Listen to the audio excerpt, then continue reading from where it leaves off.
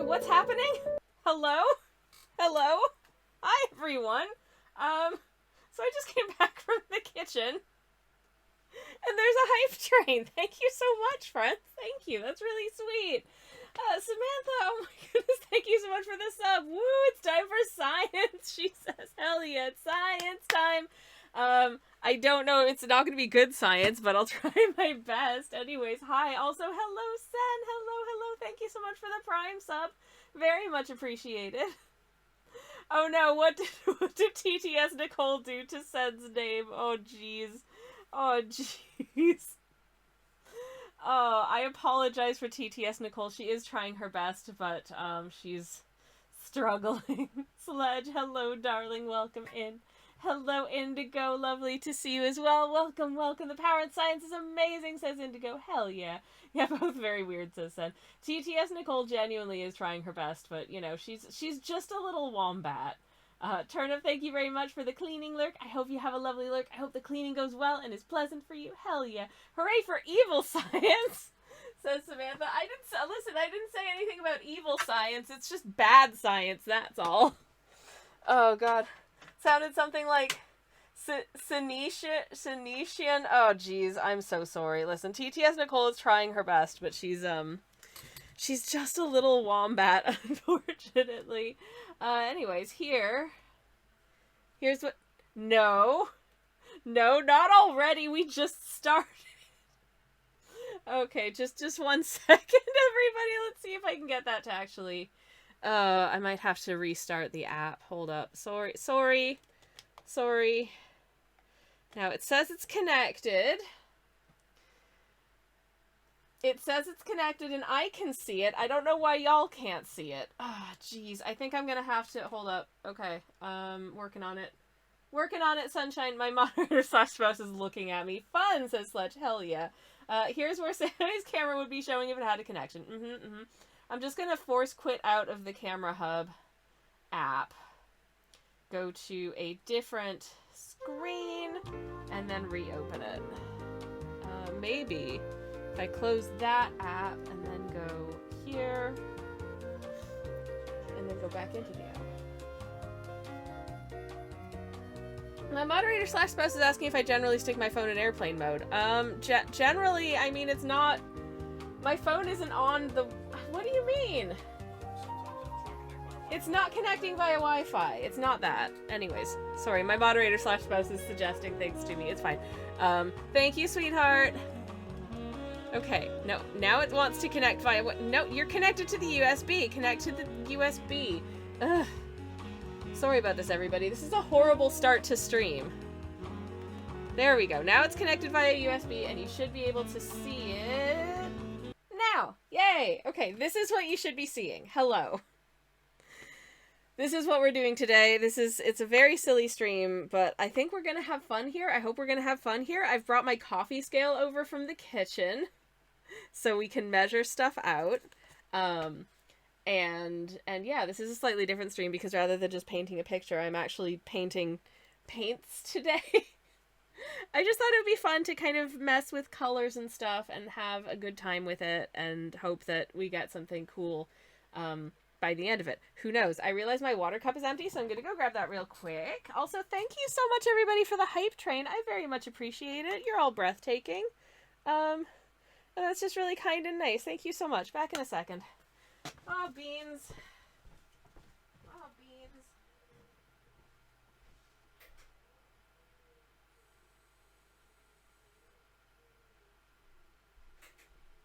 Okay. Alright, friends. I have water. I have paints. Now, let me try and introduce what it is we're doing today. So, basically, there is a... I'm going to move this away for a second. And I want to introduce you to this little guy that my moderator / spouse has been painting. Who's just a little knife rat. As you do. Who I think is really stinking cute. And is hanging out here today. Because they were there when I was setting up stream. And I think it's neat. Anyways. So I'm going to start trying to put some of these colors in some semblance of an order. Assuming... Are they all here? Okay, they're all here. So I bought some watercolors. And basically there's a technique that some painters like to use, and I think is cool, where you create a more harmonized color palette by mixing a little bit of one color into all of the other colors. It's often known as like the mother color technique. So I've got my pride flag happening. And then to all of the different colors in the pride flag, I would add a little dot of a specific other color to each of them to try to kind of harmonize the colors and bring them a little bit closer together. And you can, it's really useful for creating, I think, a specific sort of vibe or atmosphere or just really nice set of colors in your paintings. So here's our setup today. I'm making 2 different harmonies with my colors. So here's like the base rainbow that I'm using. What have you got there, little ratty? It's a knife! No! Oh my goodness. Anyways, I realized, oh no, the little rat wasn't in the shot. Let me correct this to keep things visually interesting while I do this portion of the stream. So, to cover all of the colors we've got here today, we've got cadmium red medium. So I tried to pick the most representative sort of like primary rainbow looking examples I could find, at least based on the swatches they had on the website. And I'm using the Schmincke's sort of standard watercolor range for it because I think they're quite good.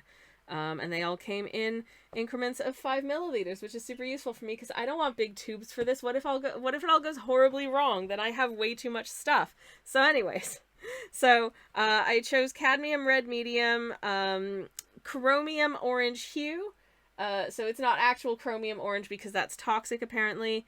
Cadmium yellow light, helio green, cobalt blue deep, manganese violet, and then I also got a brown and a black, so I got mahogany brown and Mars black for those. And then for the two palettes I'm going to be creating, for one of them I'm going to be using cobalt turquoise, which is gorgeous, and for the other one I'm going to be using potter's pink, which is gorgeous. I think these two are going to produce potentially quite different effects because this is quite a vibrant turquoise color, and this is a really soft, sort of dusty, almost brownish pink. So I think we will hopefully get some really cool effects from the two of them. Fingers very crossed because I genuinely don't know how all this is going to turn out. And I've got a whole bunch of, I spent some time before stream started making all of these happy little pages of rectangles so that I could just, actually I need to finish cleaning this one up. I made these pages of rectangles so that I had a nice template for swatching out each of the different palettes. So I'm just going to swatch out the colors just in and of themselves on the first one. So we have a baseline to kind of compare to. And then on the other 2, we will swatch out our fun new sort of blended palettes. I'm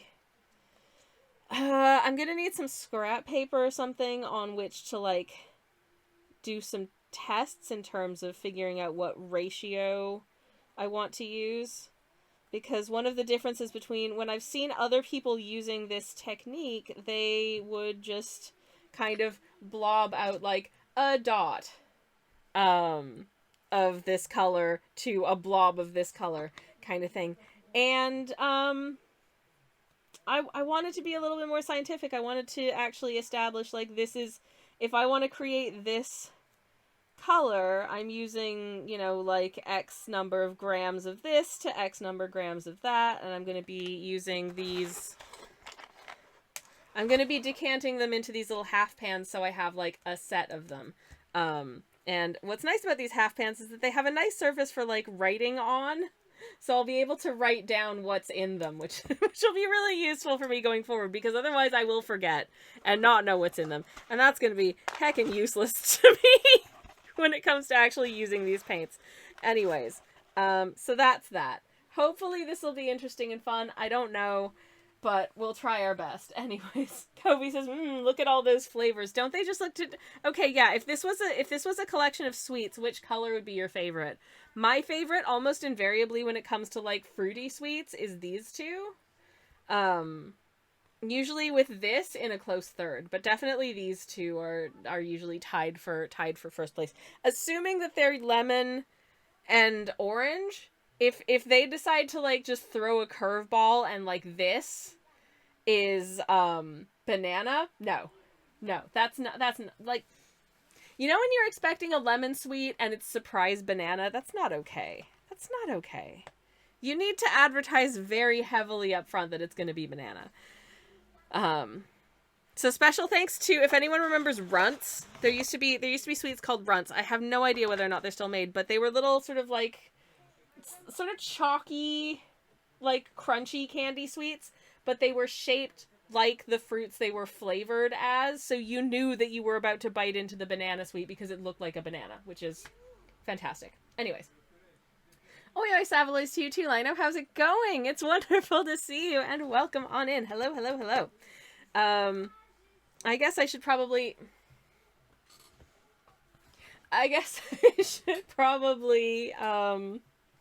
actually write down what these colors are so that I know. So this one is cadmium red medium, and somewhere here it also tells me what the that's PR108. Every pigment has like a number like this. It will be PR108. That means pigment red 108, basically. So you'll get like PBR for like brown pigments, or PB for blue pigments, etc., etc. So this is PR108 cadmium red medium, and I'm going to write that under it so I know what it is. I'm going to flip this over because it's upside down. So I'm wondering if I should do this in pen. Will it be more legible if I do this in pen? I might do this bit in pen. Anyways, hooray for Banana, says Indigo. Listen, I like the Banana Runts. I think the Banana Runts are good. But part of the reason I like the Banana Runts is that you know that it's banana and you're not expecting lemon, which is fantastic. Surprise Pineapple too, says Mochaccino. Yes, absolutely. Surprise Pineapple as well. There should be a way for you to know.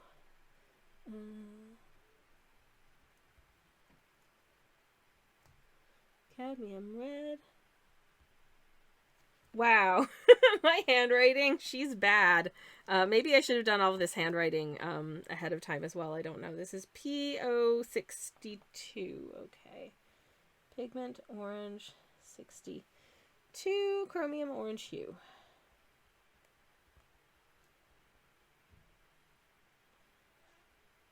There we go. Anyways, I realize this is kind of a weird stream, but I hope it'll be fun. I'm really pumped to be doing it. So for whatever that's, so PY35, okay.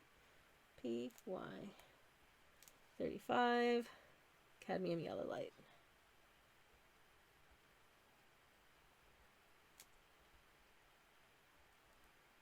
In case anyone's curious, I tried to choose colors based on, they seem fairly like neutral, like neither too warm or too cold, like kind of straight down the middle in terms of what color they're supposed to be. So, you know, this isn't like a purplish blue, this isn't a greenish blue. That's kind of what I was aiming for with that. And likewise, this isn't a super reddish purple, it's not a super bluish purple, it's kind of in the middle, etc., etc. But also, I did also try and look for, are they light fast? Because some colors are more light fast than others. Some pigments are very, very fugitive. If it sits out in the sun for a few weeks, you will notice fading. And I don't expect to be making paintings that are sitting out in the sun, but I do sometimes sell originals. And so I would like my originals to, you know, stay good for as long as possible if people do decide to display them.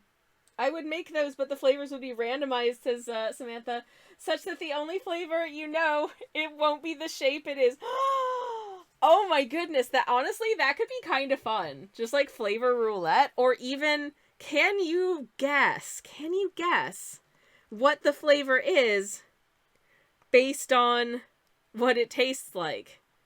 Which I think might be an interesting assessment of whether or not the flavors of things like if we are able to read them without having sort of the cue of like, this looks like a raspberry sweet, would I be able to guess that it's raspberry? Because there are some flavors where honestly I'm not sure I could, because it kind of all tastes the same. PG-36. Okay.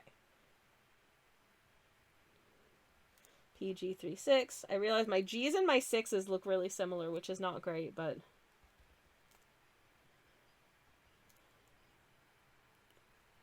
okay, so that's PG-36 Helio Green and PB-74. Okay, Cobalt Blue Deep.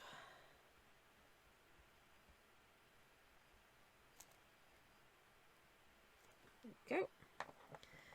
And PV-16, that's Pigment of Violet 16.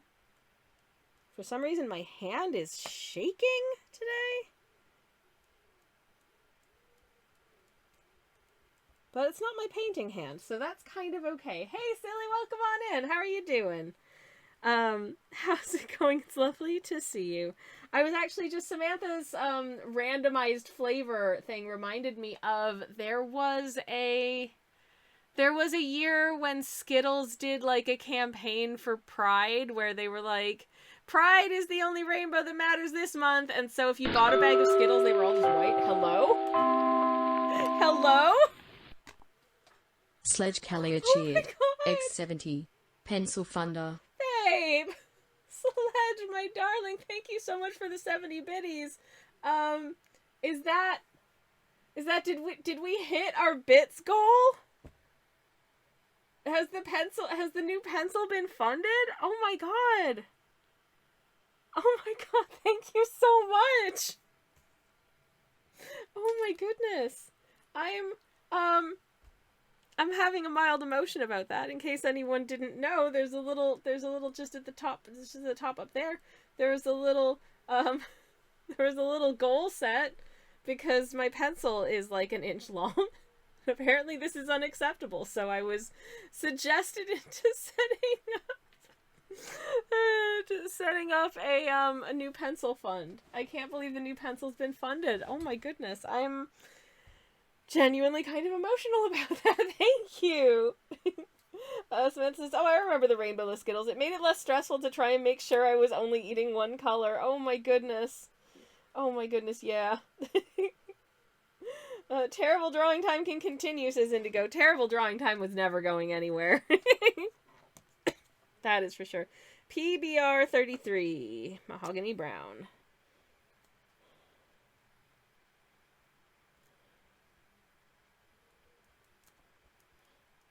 It's useful to have the pigment numbers because sometimes different manufacturers will have different names for the same, even though they're using the same pigment in it, they will have different names for it. Like, I think some makers call this color cobalt teal instead of cobalt turquoise, so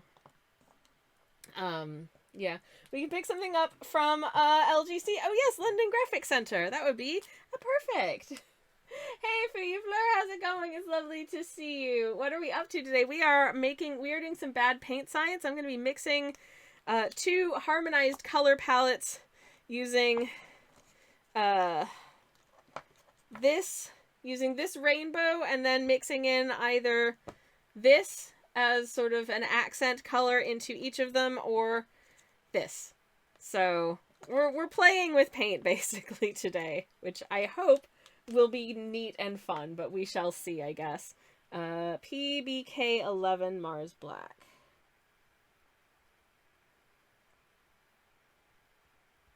Mars. I accidentally put too many bumps in that M. It's an extra M. Oops. Paint wizardry, says Lino. I hope so. I hope so. Anyways, how's everybody doing? How are your Mondays? I hope you had good weekends. How were your weekends? Sorry to interrogate you. You don't have to answer any questions you don't want to. It's really, really warm in the studio today, so I did make myself 2 cups of hot tea, but since I'm so warm in here, the window's open, there's no breeze coming in, so I also got myself this cup of, like, fruit tea from the fridge that, came from, a little supermarket in the neighborhood. I have never had this before. I have no idea what it's like. I've just seen, I did not notice before that it's got sweetener added to it, E950 and E955, whatever those are, so, oh good, this might be incredibly sweet. I was kind of just hoping it would just taste of, like, fruit and tea, but now I'm kind of wary of it, because I didn't realize it had sweeteners. Oh no. Oh no, no, no, no, no. Well, I guess we'll soon find out. If I can...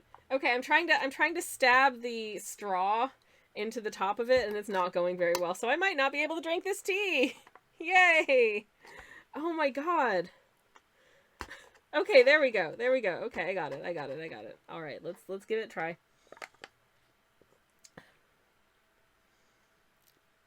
Oh. That is so sweet. Oh wow. That's very sweet. It's definitely got like a berry. There's actual berry juice in it, but then it just hits you at the end with that like chemical sweet flavor. Oh boy. Yay, I love that for me. PG50 Cobalt Turquoise. Okay.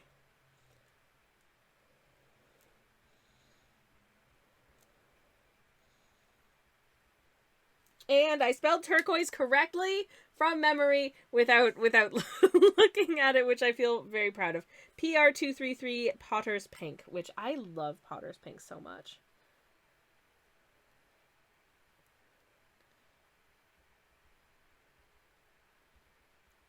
Okay.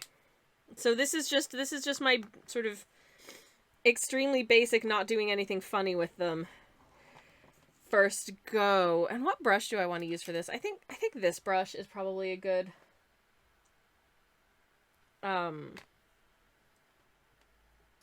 starting point. I hope. Senses. We love some good paint wizardry. Linus is paint wizardry with a little Terry. I'm gonna try and channel. Thank you, sweetheart. Had a note from my mom that I forgot to turn on terrible drawing time today because it was switched off for my game stream because I cannot draw when I'm at the games computer. I mean, I could, but you wouldn't be able to see it because I don't have a webcam set up over there because it's a different machine, which kind of defeats the purpose. Anyways, if anybody wanted to do a terrible drawing time redeem, it is available today. Thank you, sweetheart. I forgot to do it before I started. But before I do start, let's start by wetting my brush a little bit. And do I want to pre-wet this square just a smidge before I put paint down? Just so we can kind of see what it's up to. I think it's important to have a baseline of here's what the color looks like before you do anything to it, so we have a good point of comparison. Oh no. This is why I'm not a huge fan in general of these tubes, is that as soon as you open the tube, it just wants to goosh out. No! Oh, that's so annoying. Gonna have to try and, like, squish it back in. Very carefully. I'm not gonna fully close it, I guess, because we're gonna be working with that again fairly soon, but... frustrate. That is super, super uncool. Oh no. Okay, well... let's just start painting and see what happens.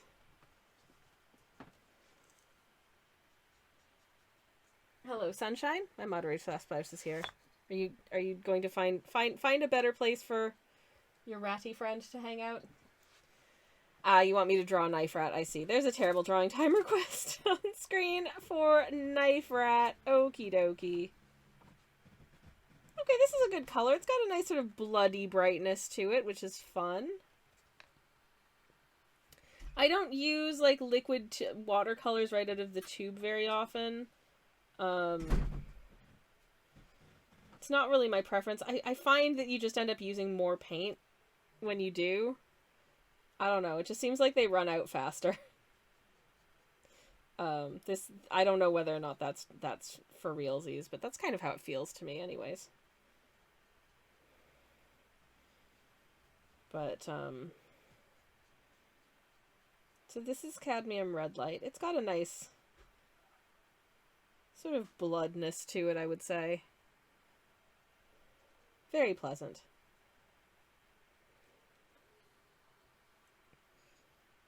puts down a decent amount of color, I guess.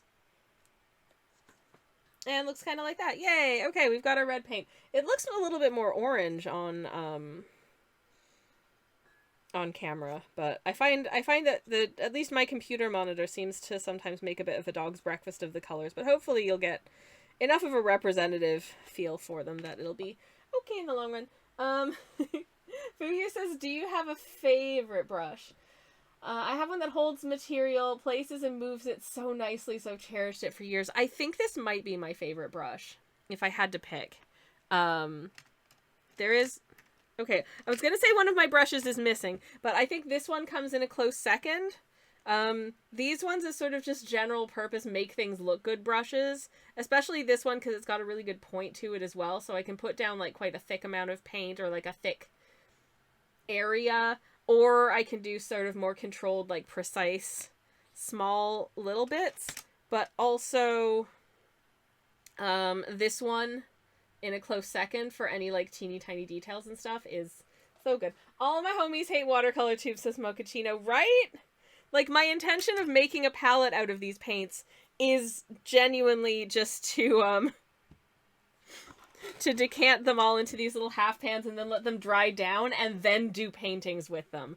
So, I don't know. Who uses tubes? Who uses tubes? I don't know. Anyways, they seem to be very popular because they're all over the, like, they're very readily available, but, when I buy tubes, I decant them into pans and then let them dry.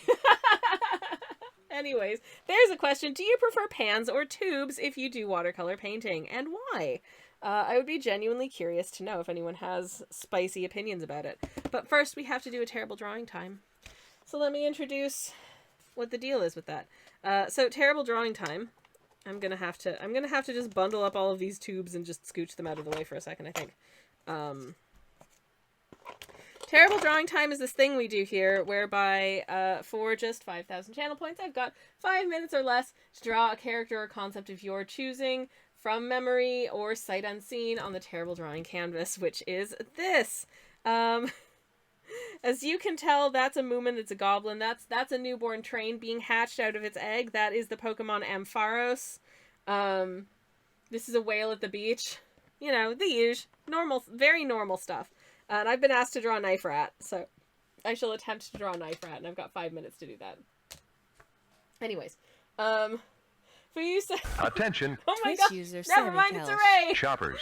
Hello, Sammy Ann. Welcome on in. Hello, thank you so much for the raid. It's lovely to see you. Welcome on in. We've been doing some weird paint science, or starting some weird paint science here today, but how are you? How was your stream? What did you get up to today? It is lovely to see you. Let me get a shout out. And hello indeed to Chair Bear. Hello, Sammy Ann. Welcome in, friends. Welcome, welcome. If you are not familiar with the wonderful world of Sammy Ann and Sammy Ann's artwork, please go follow, because Sammy Ann is great, whimsical, very fun to hang out with, does some very, very cute artworks, and is just a fantastic person in general.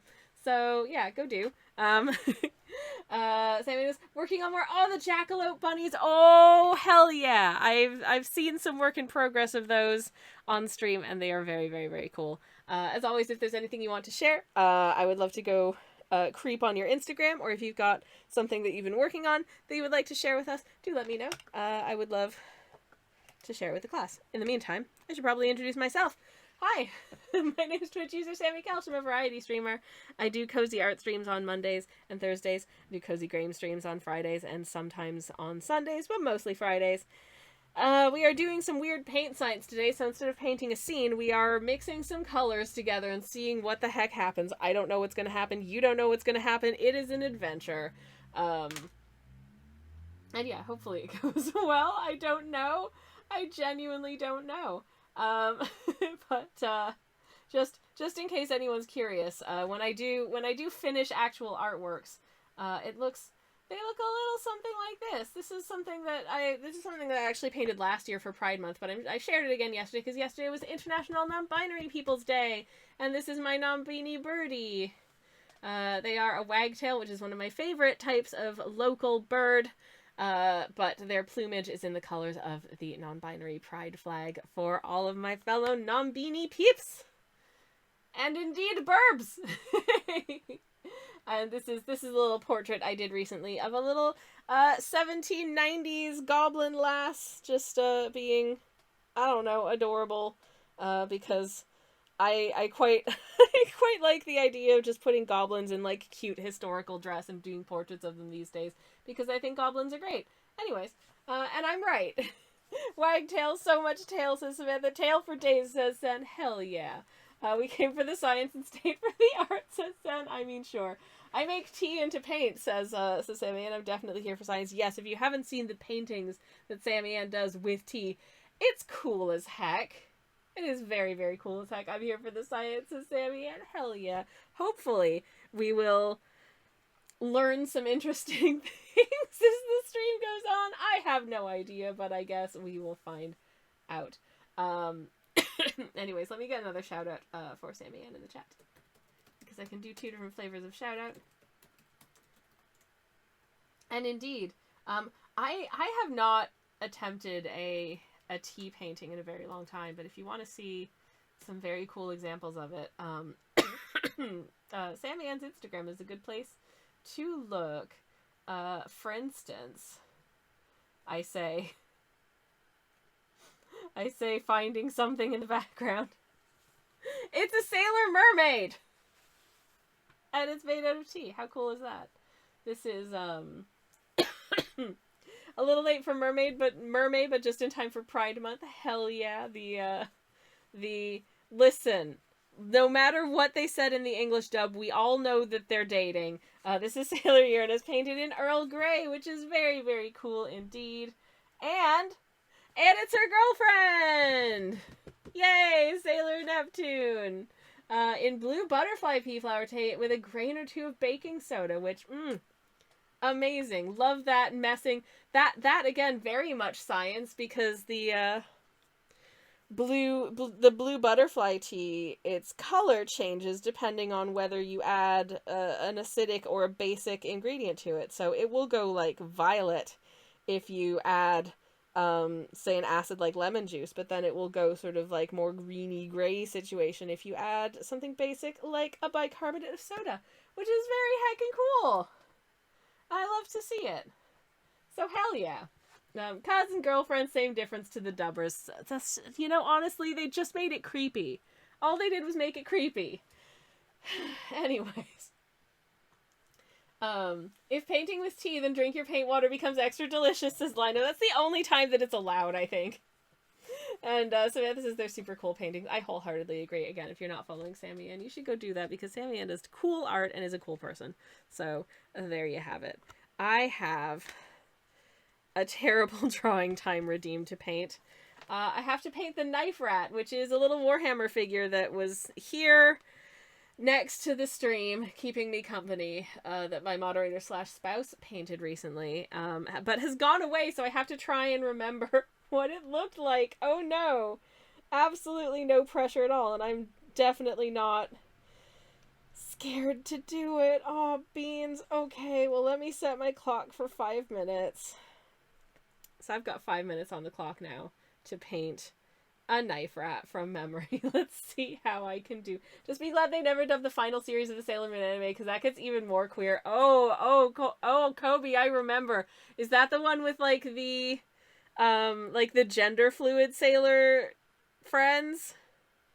Because yeah, I don't know how they would probably just make them permanently girls, which again, like, come on, it was cool, and I don't wreck it. Anyways, okay, I have to draw Knife Rat. So where's Knife Rat gonna live? Knife Rat is gonna live right here, and I'm gonna try and draw their little ratty face.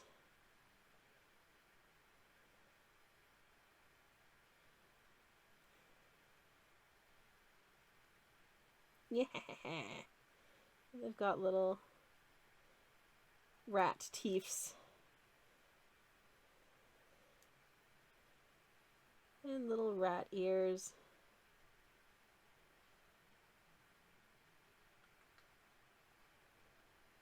Yeah.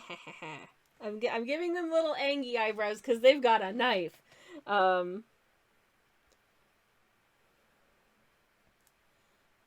I do not know. I do not know how to represent this, but so they're gonna be like do. Here we go. And they're holding. What's that you got there, little buddy? Oh, it's a knife. Okay, actually, can I have them holding it at a slightly better angle, because it looks like the knife is going up their nose, and I don't think that's. I mean, it's obviously just it's not, but it looks like the knife's going up their nose. I feel like I can fix this. I think they were dubbed so Samantha. They made it so each had twin sisters who swapped. No, Samantha, really? They would just made them twin sisters? That's so stupid. I hate it. I hate it here. Why are they hurting? Why are they harming Sailor Moon? No, that's not cool. Okay.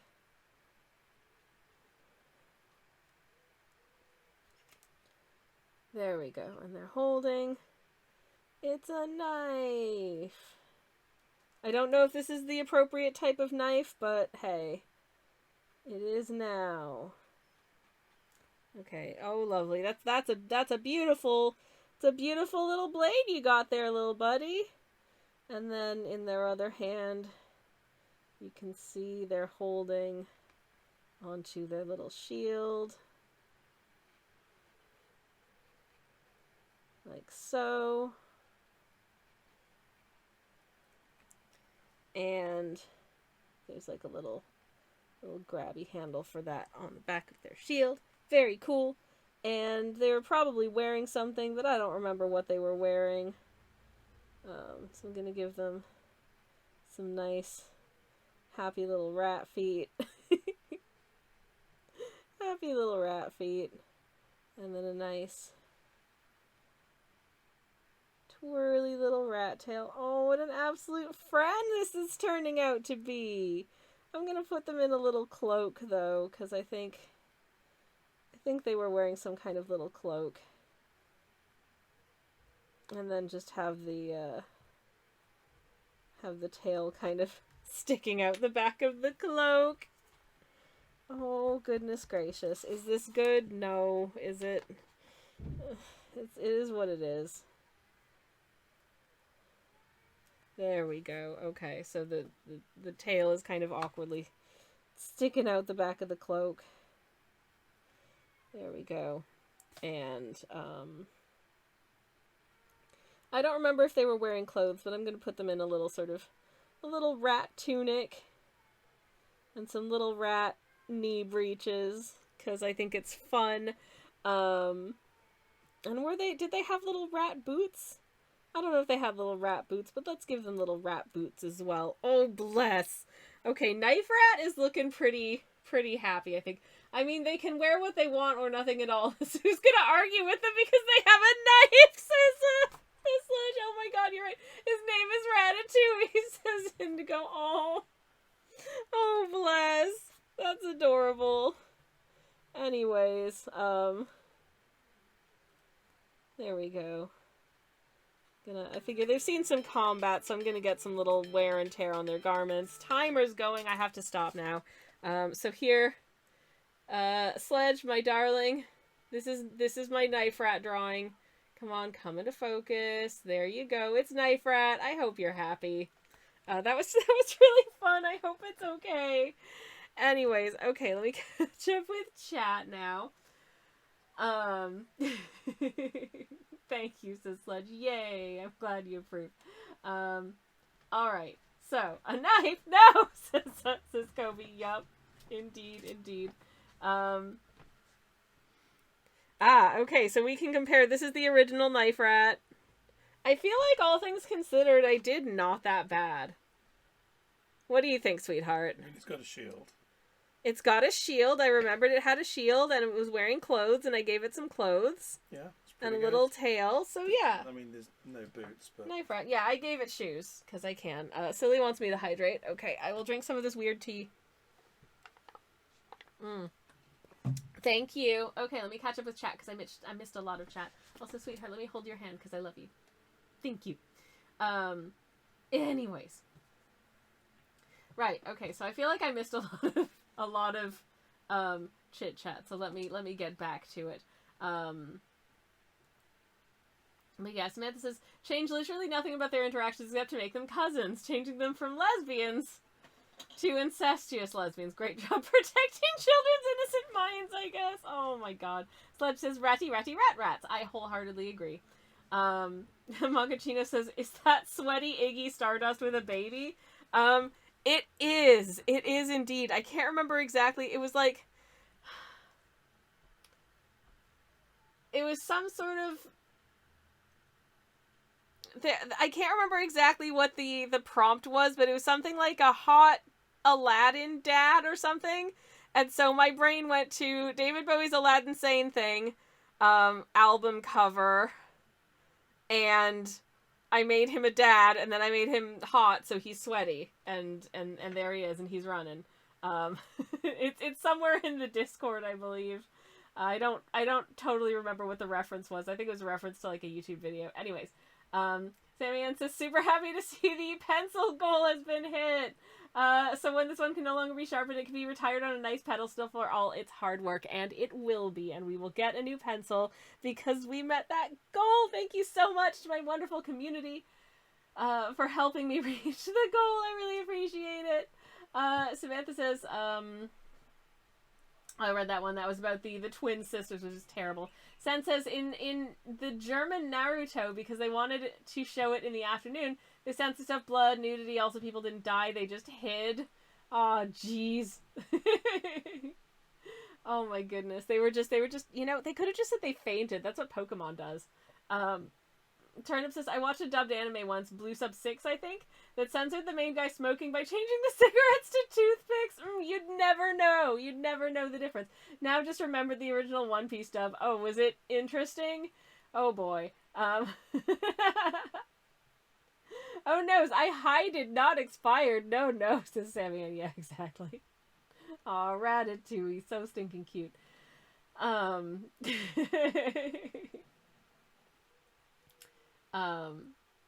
But friend who is ride or die. Hell yeah, Sammy. And oh. Anyways, this knife rat is 100% drawn by someone who wishes to make friends, not enemies. I want to make friends. I like friends. Friends are good. Or yeah, cigarettes aren't cigarettes anymore. They're lollies as well. According to Sen. Yep. I mean, I wholly support not smoking. It's bad for your health, but also it's silliness. Anyways, Yu-Gi-Oh! Censoring had the shadow dimension. I didn't actually know they died. Oh, no one dies, says Samantha. Only gets sent to the shadow realm. Also, everyone has invisible guns. Oh my gosh. Yeah, so, some of the censorship when you realize that, like, oh, there was actually supposed to be something there. They weren't just holding their hand weird. They were holding a gun. Oh! Anyways. I don't know. I think if a cartoon show has elements that aren't appropriate for certain audiences in your region, surely you just put it on at a time that younger viewers wouldn't be watching. But what do I know? Kobe says, so the One Piece dub has a character called Smoker, who in the original constantly smokes to cigar. In the 4Kids version, he simply never closes his mouth and smoke mysteriously comes out of his face. That's definitely better. Okay, well, I don't know. Anyways, this red has really colored my paint water. I don't know if that's going to make a huge difference to the piece. I'm going to grab a bit of paper and I'm going to change some paint water and I'll be back in just a second.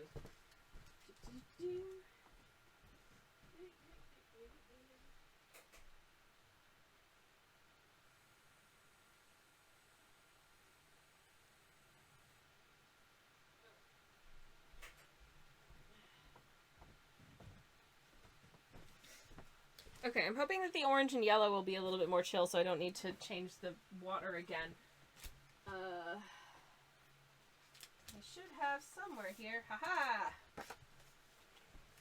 My paper of testing, which I will need for doing sort of the initial swatch outs Turnip says, gotta go now. Happy streaming, Sammy. Bye.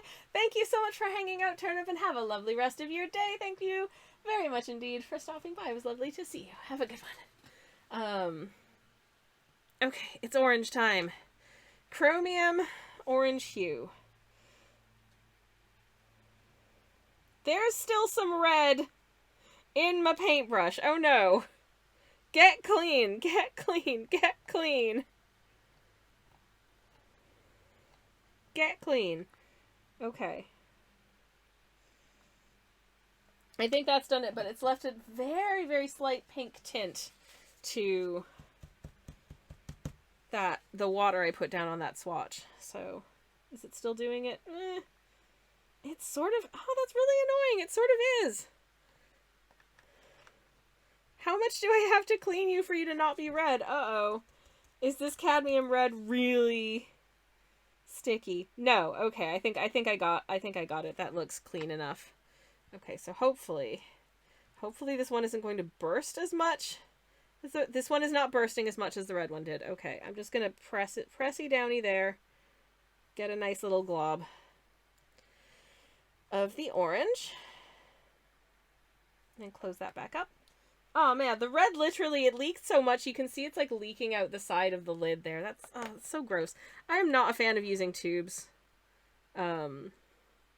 Just for like my general usage.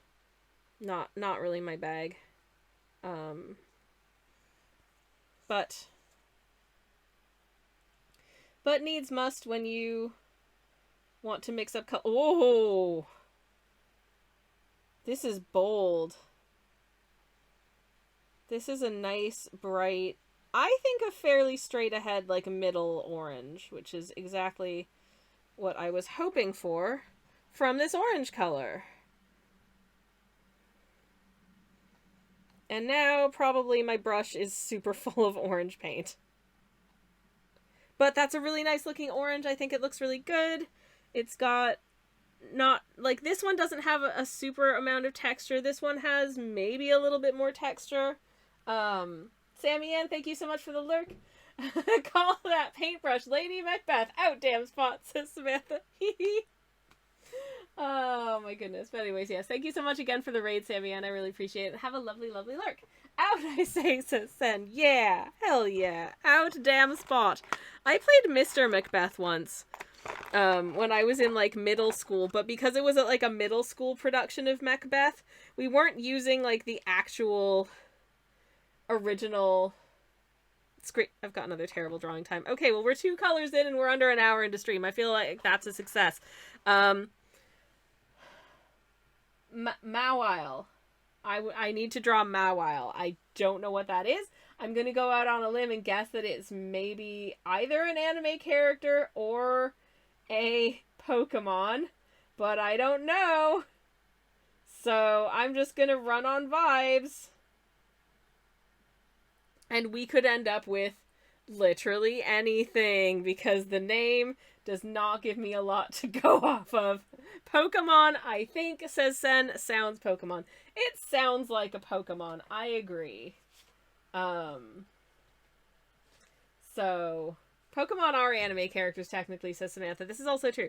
Okay, so I shall attempt maybe over here, I will attempt to draw what I think Mawile might look like. Mawile, like a big maw. I don't know. Anyways, I've got to set the timer for this.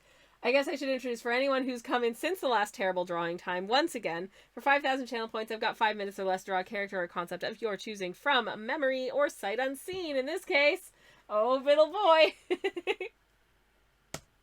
On the terrible drawing canvas, which is today, it's this. This is my current just permanent use pencil. But as you can see, our donation goal has been met, which means I can afford to buy a new pencil. Thank you so much to my wonderful community for helping me get a new pencil. Mawile is my favorite little guy. It's a little guy with a big maw, it sounds like to me. Reminds me of the game of the maw. That was a fun one to play with some. Ooh, I don't know that one. That sounds like fun. Anyways. So, I need to draw little guy, big maw. Okay. Let me set my timer for 5 minutes starting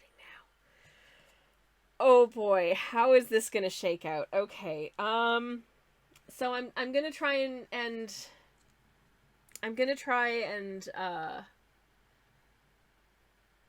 I'm gonna try and channel the best like little guy energy I can into just the biggest moof I can. So let me see if I just sort of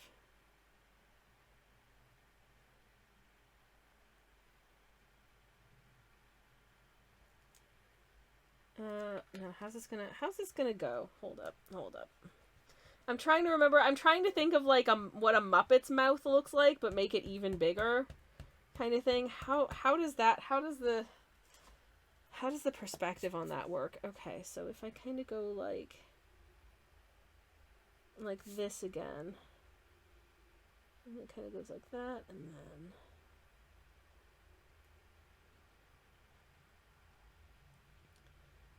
And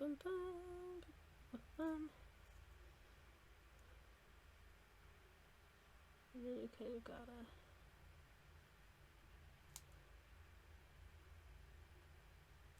Or ooh, hold on, I've got a better idea. I kind of do one of these. Yes. Do I want to give him teeth? I'm gonna give it one tooth right there, and then one tooth right there. That's its teeth. It's got 2 teeth, which go right there. Many distractions. Thank you very much for the 15 stream steak. Congratulations, Game of Moths TM coming to your nearest streaming service. I would love to see it. If it looks like this, I would especially love to see it. Hell yeah. How am I gonna do? I'm kind of going off the like the look of the weird just big mouths of the like mistakes and follies from Hollow Knight kind of.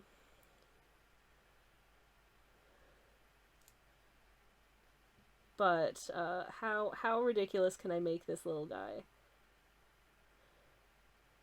Okay, I think from here it's kind of just like kind of just little feet like that, and it's just gonna have little arms by its sides that look like that. So this is Mawile.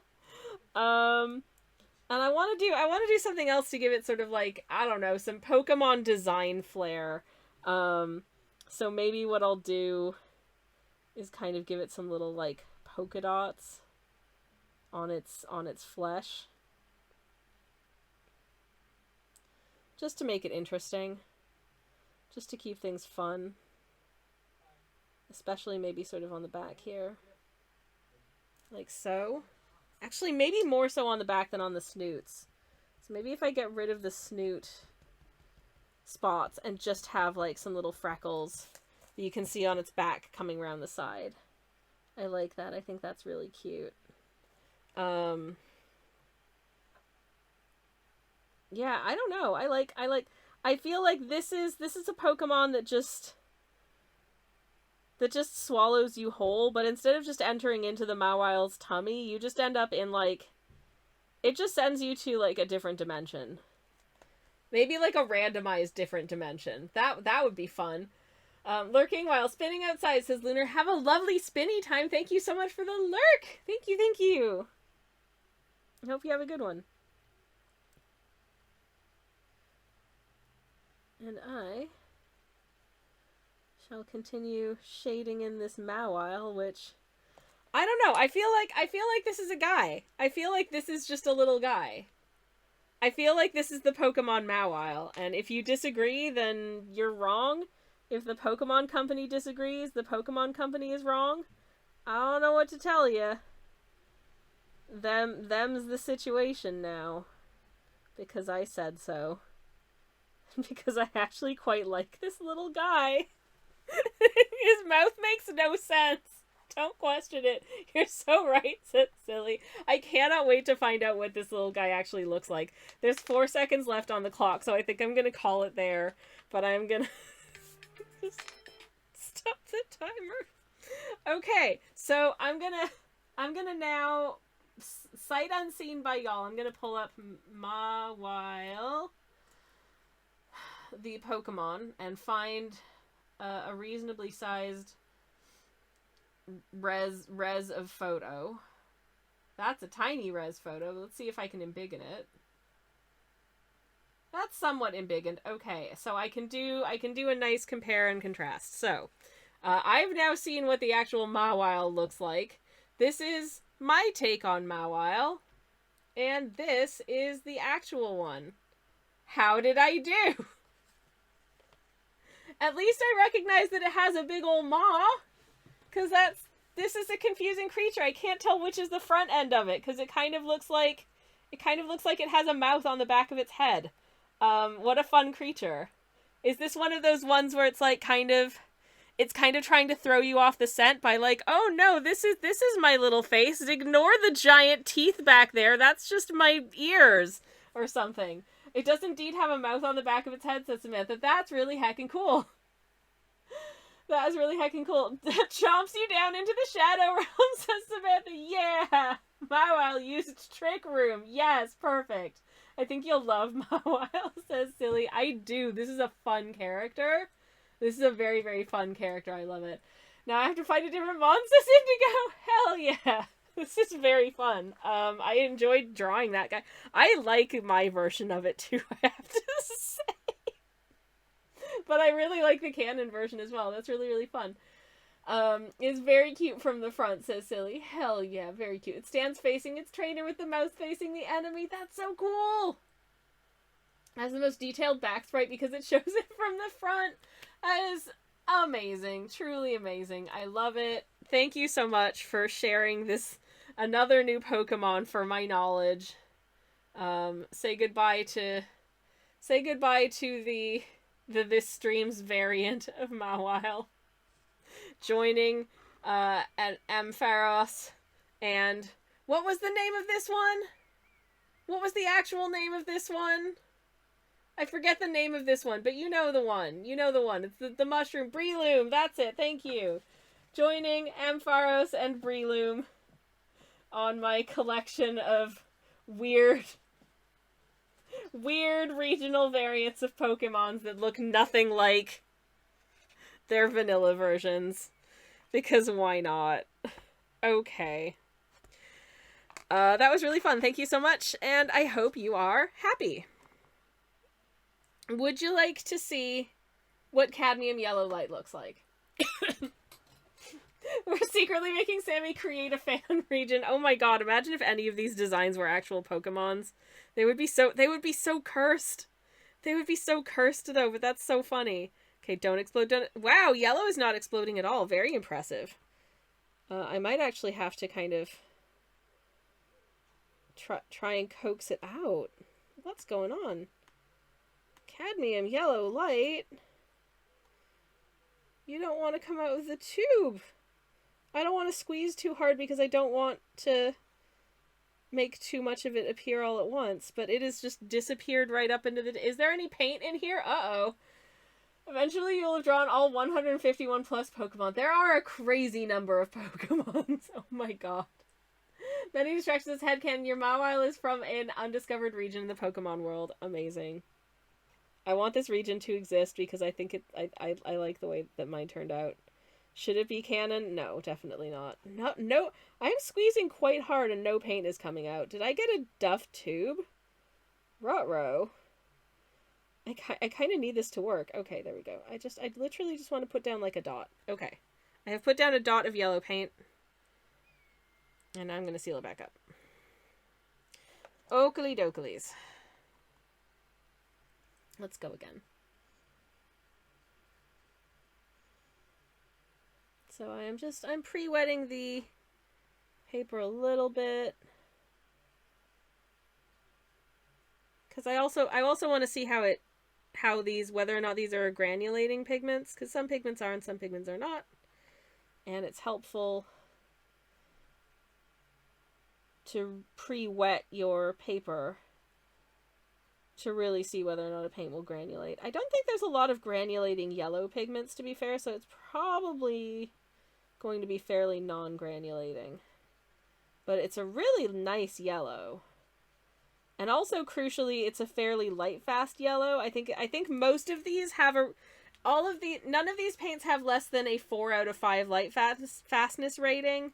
It's harder to find paints in this region that are good and light fast. There's a lot of paints that are either quite low on the light fastness, in terms of like reds and stuff, or are just like fully fugitive and will just fade, which is really annoying and sucky.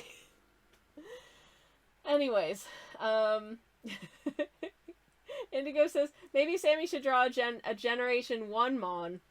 I can't believe Wooper is second gen. I recognize the name of Wooper, but I can't remember what it looks like. I feel it's a cute one. I feel like Wooper is cute, but I genuinely don't remember what Wooper looks like.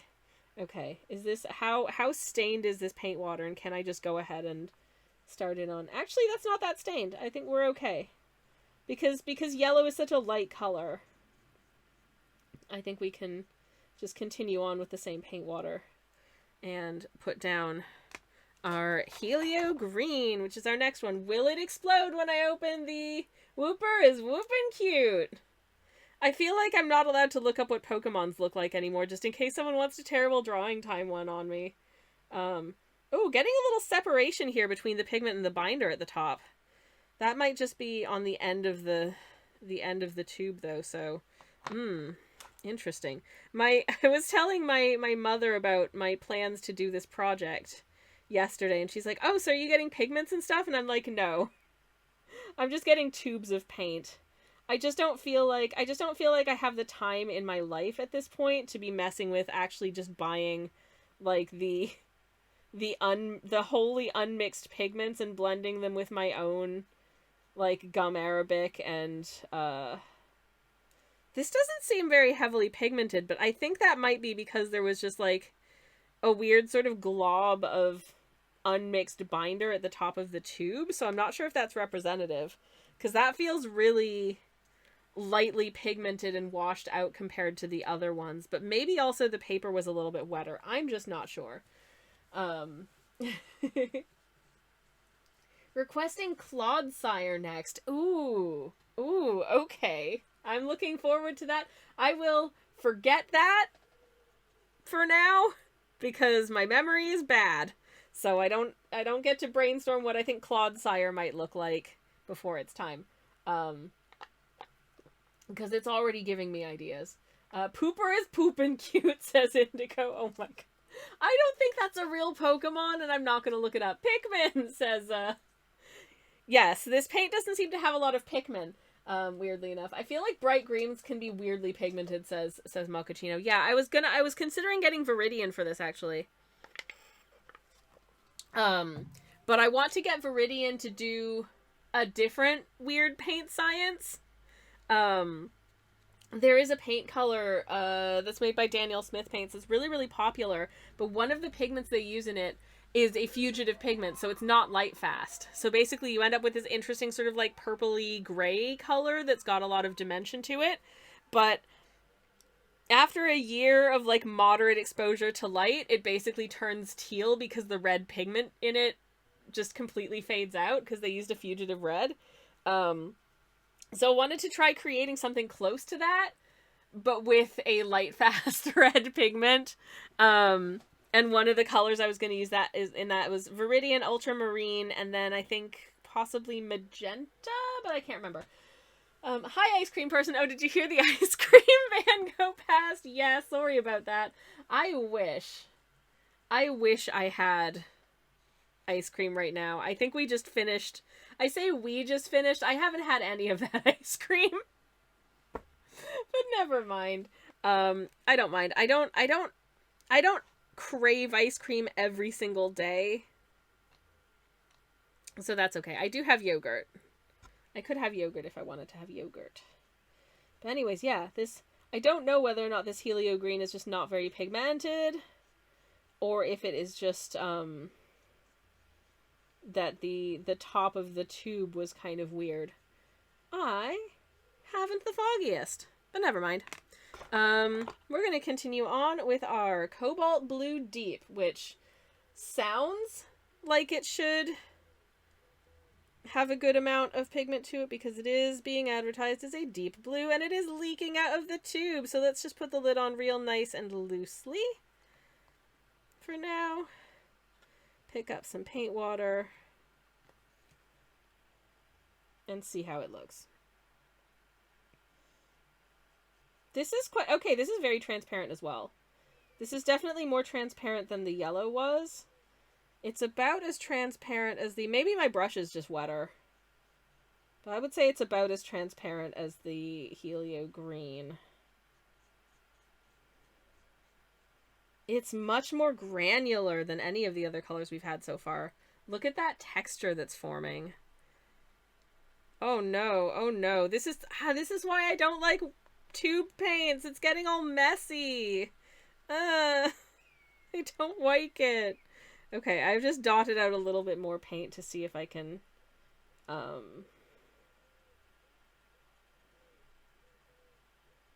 just get a little bit more depth to this Cobalt Blue Deep. It's a beautiful blue. It is absolutely gorgeous. But it's definitely very transparent. So there's Cobalt Blue Deep, but I really like it. It's a lovely color. The Helio Green is brighter of a green than I thought it would be, but I think it'll work. I am, after all, going for a fairly straight ahead rainbow here, so that's fine. I'm going to set these two to the side over here because they're the ones that were leaking, and I don't like that. Don't you do it. But they're going to do it anyway. That is a very blue, says Samantha. It is a very blue, yeah. I am a fan. Okay, this is Manganese Violet. Oh, it's making a mess. It's making a mess. It's making a mess everywhere. No. No. I can barely put the lid back on this. It's going to be, this is going to be so squishy and gross and just awful. But there we are. Okay.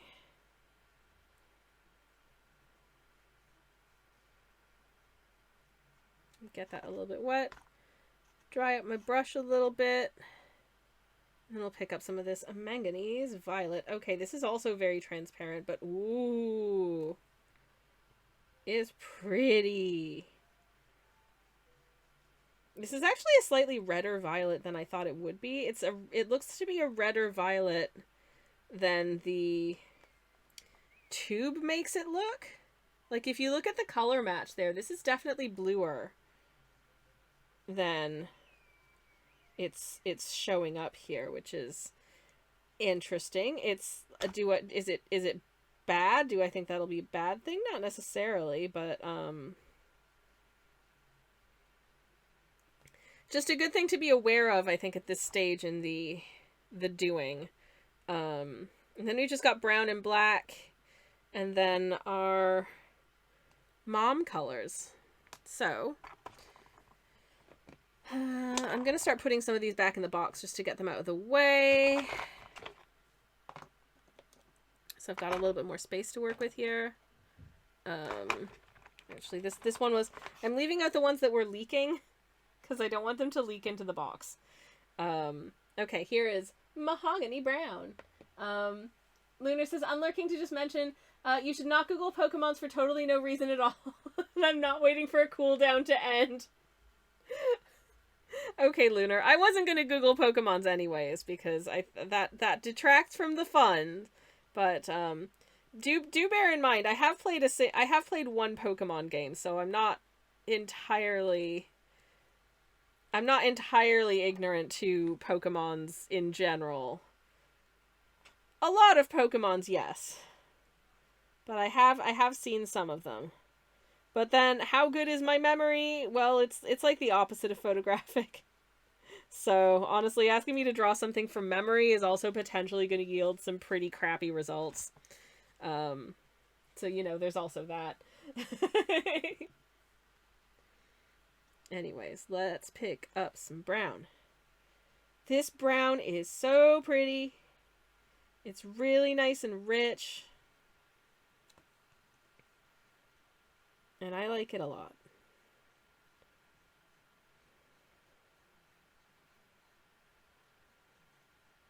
It's got a nice, it's another one that I think has a nice texture to it. It's definitely a somewhat more granulating pigment. Not quite as much as the cobalt, but it definitely has that vibe to it, which is fun. I think it's nice to have a mix of granulating and non-granulating pigments for this. I think we should get some fun effects from that as well. And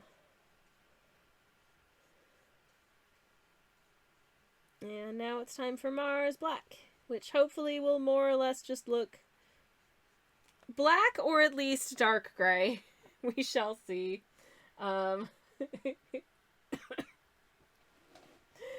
Sammy has also drawn the best two evolutions. I did draw, oh help me, the Trans Pride one and a different one. What was its name? I forget. Espeon, I think, and Sylveon. Sylveon is the Trans Pride buddy. Okay. I feel like this isn't wet enough, but... Oh, no, it's wet enough. Okay.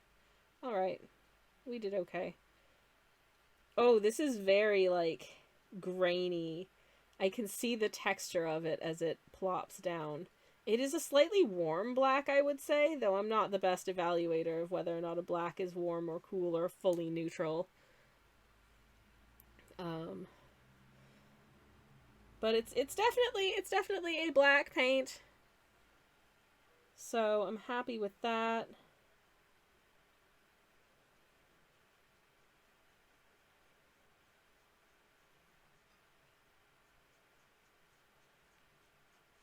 Happy to see what we can do with it. Okay.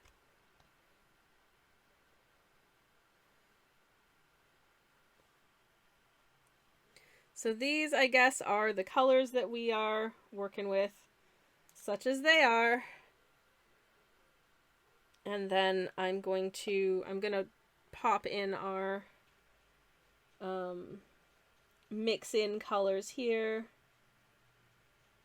Actually, I just painted in cobalt turquoise, but I think I want to do Potter's Pink first because cobalt turquoise is quite bright, and I know Potter's Pink is a less intense color in terms of like its pigmentation and stuff, so I'm gonna do that one first. It was Espeon, thank you. Umbreon is cool, says Indigo. Sylveon, heck yeah. Trans Pride says many distractions, hell yeah. Evolutions are such fun, says Lunar. I agree. This is the 3 hours of the day when weather's actually nice, leave me be. That is fair, Lunar. And I'm happy for you that there is a time of day that the weather is nice as well. Okay, this is Potter's Pink. That looks pretty brown. Okay, let's find out how brown this Potter's Pink is. Yay! Let me pick it up and put it down.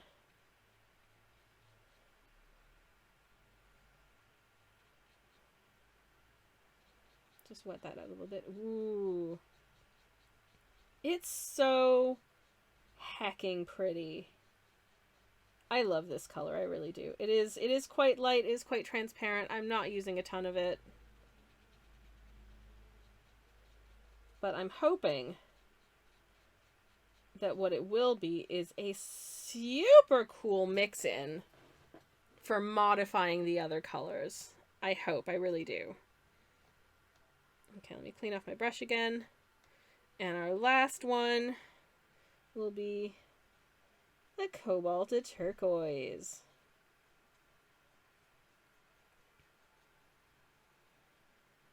Now I need to pick a color with which to establish what my ratio is going to be, because I want to use the same ratio of like base color to mom color for each of these. Oh, somebody's leaking.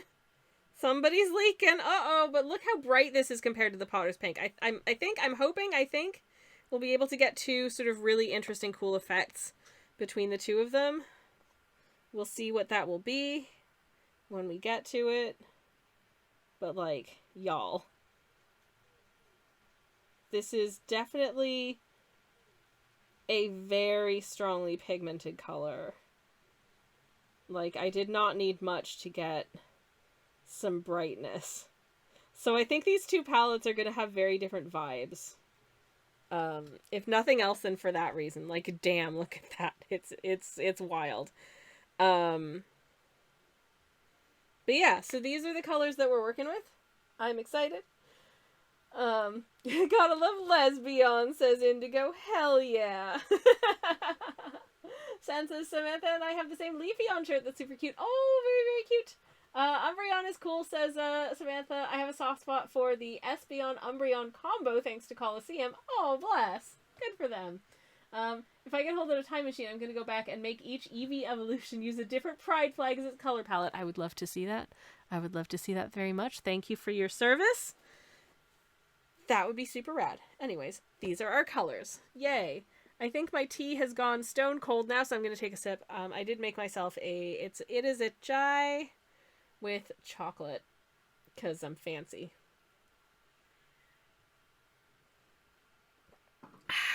Mmm.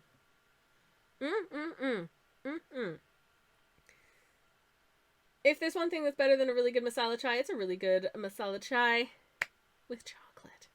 So good, so good. Okay. How am I gonna do this? I have what I'm hoping will be a workable formula for this. I think the red is fairly strong. I'm trying to think what would be a good color to like test out. I want one that's kind of got a mid amount of pigmentation. Maybe the orange, or no, I think I'll just use the red as sort of like my base mix-in test and see how it goes for like a ratio with that. Okay, we've got my, can you tell this is my coffee scale? This is my coffee scale. Stone Cold Steve Austin. Yes. Yes, thank you, Samantha. Okay, so what I was thinking was to do a ratio of like 10 to 1, sort of base color, mom color. So I want to see, first of all, how much does paint weigh? I don't know. But if I try and dribble like a gram into this, how do we get on? That was nothing. Okay. It was teared out before I started. That's still nothing. Okay. Uh-oh.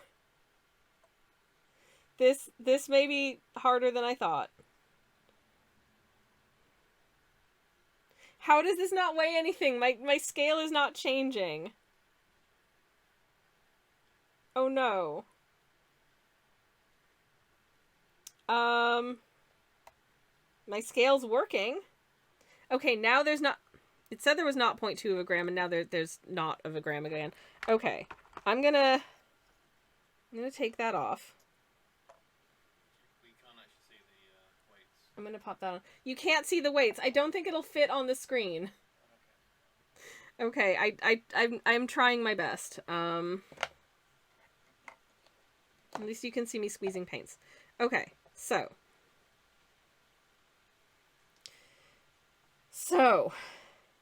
something's gone weird here.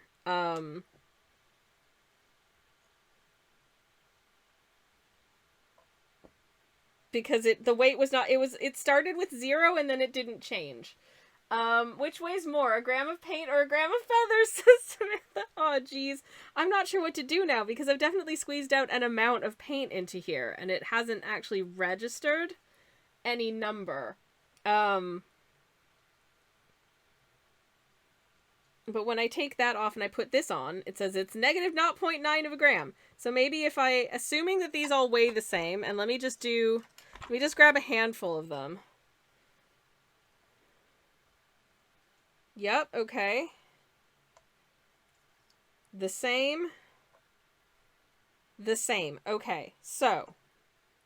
I'm gonna tear that out, take that off, put that on. What do I have? It's about 0.8, 0.9 of a gram. Okay! Because I would like a gram of paint inside, please. 0.9.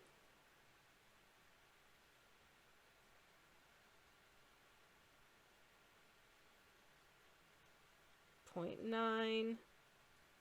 Oh, so close to a gram. Come on. Just a little bit more.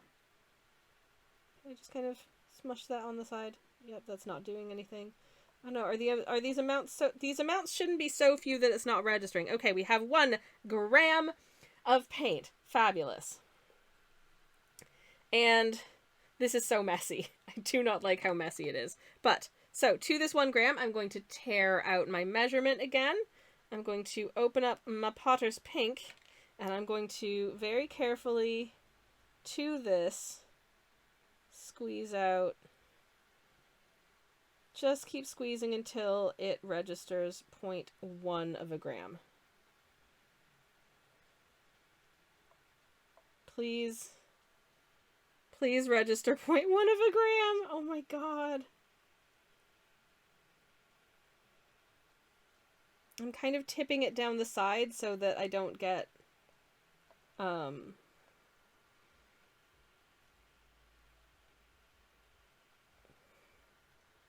I really thought that was going to weigh something. So close. We must be getting close to 1/10 of a gram. We must be, because I feel like I'm squeezing out a reasonable amount. Yes, no, maybe? Okay, again, I'm gonna do this. I'm gonna tear. And then I'm gonna put that back. Oh. 1.3? Ah! Okay, my scale is betraying me here. But I can work with this. If I can claw back a little bit of that. How's that? 1.2. Okay. This is getting so messy. 1.2.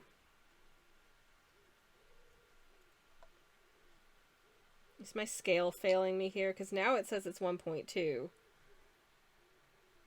But, like, the weight was not changing at all there. And now I have all this extra globs of paint that I don't know what to do with just yet. Okay.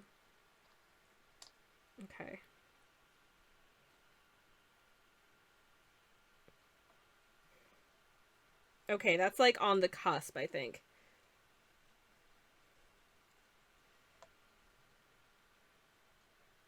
Okay, 1.1. Good, we got there. Yay. Now I've got all this extra pink paint that I cannot get back in the tube. So I'm just going to rest it there super carefully. And just hold on to this stick because I might need it later. Silly is lurking for dinner. Have a lovely lurk. Actually, I'm just going to use the stick to mix. That's what I'm going to do. I'm going to switch off the scale for a second and we are going to stir it up and see what a 10-to-1 ratio looks like and how it changes this paint. And if it does something, then we know that this is a good ratio to work with. If it does nothing, we know we need to add an extra 0.1 of a gram. Which, as I recently learned, is really freaking difficult to do. Yay! Okay, so I've got some of this mixed up paint. I'm going to grab my... Scoot that out of the way. I'm going to grab this. My sheet of swatchiness. I'm just going to plop this down. Pick some of this up on my brushy. And do a little switchy swatch. Okay, how does that compare to the original? Ooh, it's definitely different. It's got like a... Like it's subtle, but it's definitely different. Like it has... I feel like it does have a very slightly different vibe. But is it too subtle? Should I amp it up to 0.2 of a gram and see how that looks? I wonder if it might be worth a try because that is really subtle. And I don't want this to be it's basically the same. Who's the little fella? What, that guy? That was just me testing out what that what a character would look like with big sparkly uwu face eyes if I drew it. So that guy is a test guy. That's what he is. Okay. I'm gonna try and scrape this down, clean it off a little bit. Because getting this paint into there is now going to be a little bit tricksy. So I'm just going to wipe this down with some tissue I found in my pocket. Because I've always got... I always have some manner of paint-covered tissue in my pocket. That's just standard state of being, I think, for me. Okay, that's not quite 0.1. This should be about 0.1.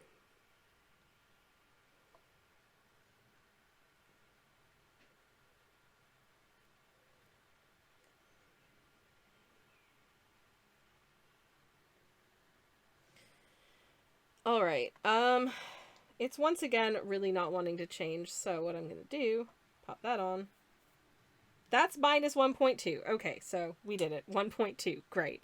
Let me stir this up and see what we got. If this is too different, then we know we went too far. This is our tester color.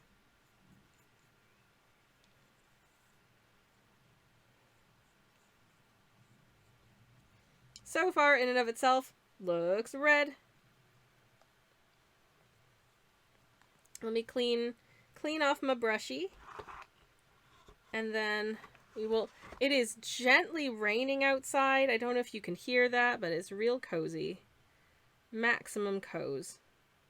Okay. So let's see how not 0.2 of a gram has affected this. I'm going to switch that off again.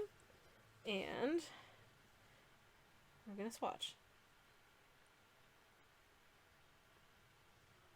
Okay, I can definitely see a difference between these two. This one is definitely a little bit pinker, I guess. This one has kind of a vibe of like semi-dried blood, which is kind of what I was getting from the original. So the Potter's Pink has definitely modified this a smidgen, but it's still not... Let's bring back the original swatchy. So it looked like that. It's kind of hard to tell because it's still wet and it's a little bit more... Can I water this down a little bit, I wonder? See if that helps, because I've got a lot of paint on it. I really don't like working with wet watercolors, can you tell? It's a pain in the backside. Okay, but if I kind of lift some of this off so we can kind of see a bit better, how does it stack against that? There is a slight difference. It's leaning a little bit more towards sort of blood, I feel like. Which isn't exactly the vibe I was intending to go with for this, but, you know. Or do I just add another point something of a gram of paint? I can. I've got plenty of it. I could just add another 0.1 of a gram of paint. You know what, I'm gonna try. Because, again, this is still quite subtle. Now, this might end up making, like, the yellow look insane.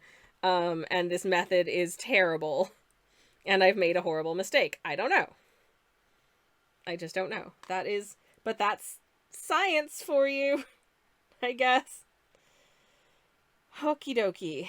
What shall I do? I'm gonna clean this pointy end of my brush off again. Like so. Sophia Seal, welcome on in. How are you doing? It's lovely to see you. So Scientific, says Indigo. I did very much want to take a scientific approach to this. My intention was to be scientific about it. I wanted to make sure that whatever I was doing was something that I could reproduce replicably, you know, kind of thing.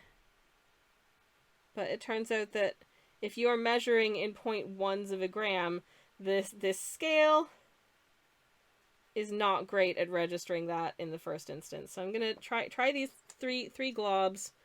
We're gonna throw this on. That now says 1.4. Okay. And that still says nothing, but it hesitates on the nothing. If I tear this out, what does that do? 1.23. 1.3. Okay, that's what we want. Perfect. Okay, good. Gonna switch off the scale again to save on battery. I wonder if scientists ever go, let's just wing it. Sometimes, yeah. But if, obviously if they decide to make changes, they do note those down, things get recorded, that kind of thing, just to make sure, for consistency's sake, that you're able to replicate what you've done. Because that's an important part of scientific methodology, is that whatever you do needs to be able to be reproduced in order to validate it. I say this as someone who has at any point in their recent life done anything adjacent to science, which I have not. Baking is science. My husband says that baking is science, and I mean, I guess that counts. So yes, I have done something science adjacent recently because I bake. Never mind. Ignore me. Okay. Has that changed at all? I'm definitely seeing a difference across these three. But I do think that this red, this, what is it, cadmium red medium, eats a lot of the Potter's pink. But I definitely see a difference across these three. So I might just go ahead and mix a 0.3 of a gram into each of these, like each of our colors, and see what we get to one gram of paint. I think that's probably frozen pizza in the oven is an endothermic reaction. There we go. Hell yeah. All right. So this is going to be my Potter's Pink page. And so to that end, let's start with this one. Oh god, there's so much red in this paint water. I'm gonna need to I think I'm gonna need to change my paint water again, because it's just like, it's so red. It's basically red paint at this point. I mean, it's not that obvious when I'm just popping some water down on the paper, but oh yeah, there's a lot in there. Okay, so this is the cadmium red medium plus Potter's Pink. Hopefully it looks different to just straight ahead cadmium red medium. Hopefully it's done something, otherwise this exercise has been a complete waste of time. Because I do figure that if I put in like half a gram to a full gram of something else, it's gonna end up the whole, like, all of it is just gonna look brown. But also I'm aware of the fact that some pigments are stronger than others and maybe more resistant to being changed. Also, will the color change at all as it dries down? There's another question, and the answer is, I don't know.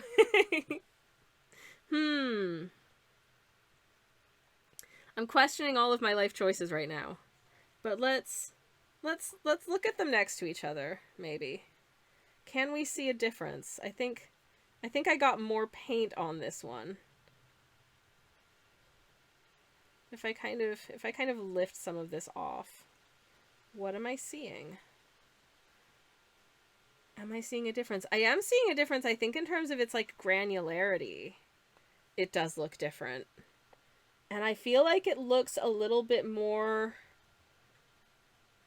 maybe almost warmer, interestingly. Which isn't the effect that I expected, but there's definitely a change. So, I think we can maybe move forward with this formula. And if I do all of these and I end up deciding that actually there wasn't enough Potter's Pink in any of them, I will just add more Potter's Pink to them. Ta-da! But yeah, okay, so I'm going to keep on keeping on, and I'm going to mix up some more colors. Yay! Okay, cool. So I'm going to pop this just off to the side here, and we are going to... Hello. We are going to open our Scale again. Fuck around and find out the scientific method. It kind of is. You just have to, sort of, record your results with appropriate amounts of scientific rigor.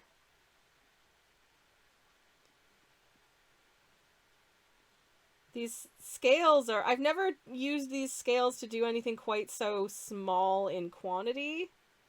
Because this is obviously more than 0.0 of a gram. I need 1 gram. I don't know why the number isn't changing.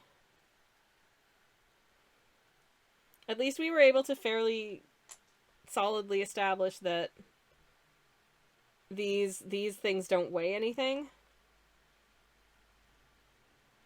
Hang on. Or that these things weigh... Okay, tear. Put this back.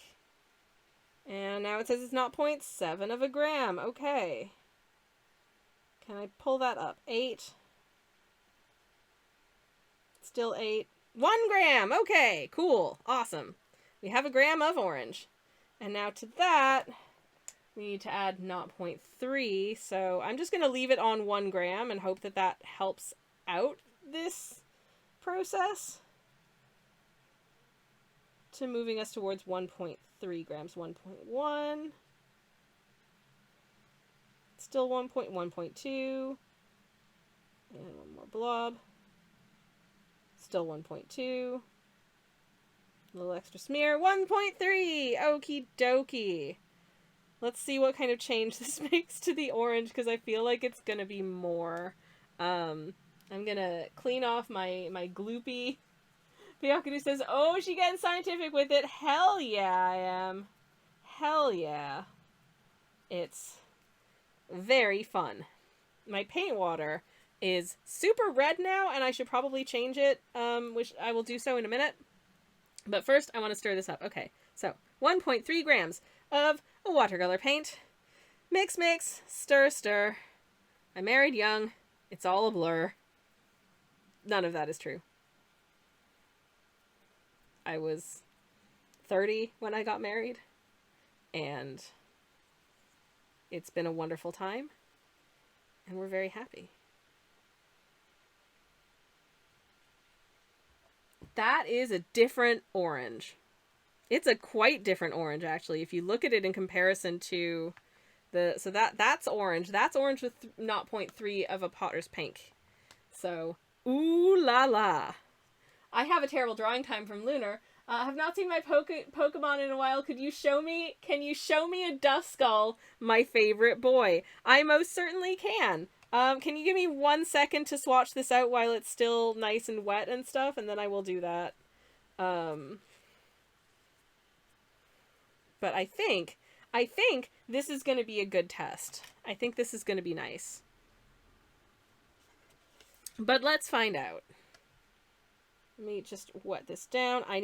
As soon as we finish this test, and after I've done the terrible drawing time, we are changing this paint water, because the paint water is now slightly tinted, which is not ideal. Okay. I think with the orange it's cope-withable, because it's fairly faint, and the orange is quite bright, but beyond that, Okay, let's re-wet this, and this is our Potter's Pink plus, what was it? Chromium Orange Hue, which there's not a lot in there, so what if I just gonna pick up a little swatchy of extra. And then, okay. That's better. Chromium orange. Isn't that just... oh, good. Neighbors being neighbors, as you do. Anyways, I think that is definitely... I can definitely see a difference between these two. It's subtle, but it's there. Oh yeah, this is like softer. This is also a little bit sort of browner, I would say, than the original. So it's definitely having an effect. If I decide at the end of it that the effect of all of these is just a little bit too subtle, I will just go ahead and add like another 0.2 of a gram to all of them. But we'll go with this for now. Like, look at these. Look at these. They're so pretty. They're so pretty. I'm so happy. Really happy with that. But it's terrible drawing time, so let me get the scale out of the way. And we will keep on keeping on. Anyways. Can I draw a dust skull? You know, that's a really good question because I genuinely have no idea what they look like. So this should be interesting. Allow me to introduce, for anyone who's just come in, the phenomenon that is terrible drawing time.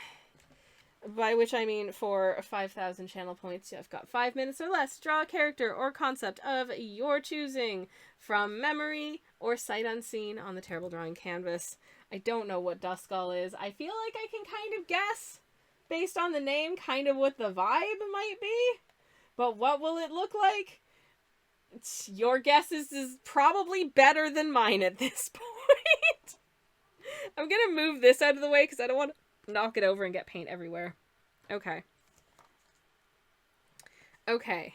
Alright, I've got my tiny pencil for now. And I'm gonna get 5 minutes on the clock. I had to close the window because neighbors be noisy. Anyways, when the paint water turns into water paint, yep, there is at some point, you can just bottle up your paint water when it gets real dirty and just call it a shade and sell it at the Warhammer store. Tee-hee. Tee-hee. Anyways. I'm gonna take a sip of my gross fruit tea.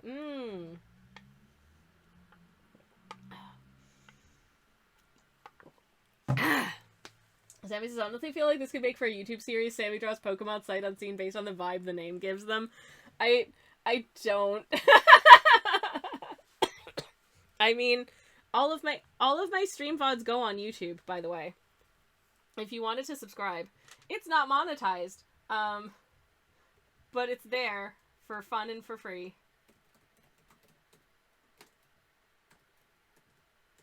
Extra. The username is extra Sammy Kelch. Because I already have youtube.com/Sammy Kelch, which is where my, like, edited and scripted YouTube videos go, if that's what you're into. I have been in the editing suite again, working on my next video. It's taking a super long time, but I really hope that you'll like it. It is a whale in a sun hat building a sandcastle, and we're very happy for them. They seem like they're having a really nice time. Anyways, okay, Dust Skull, 5 minutes on the clock. Where is my clock app? I am trying so hard to figure out how to draw this.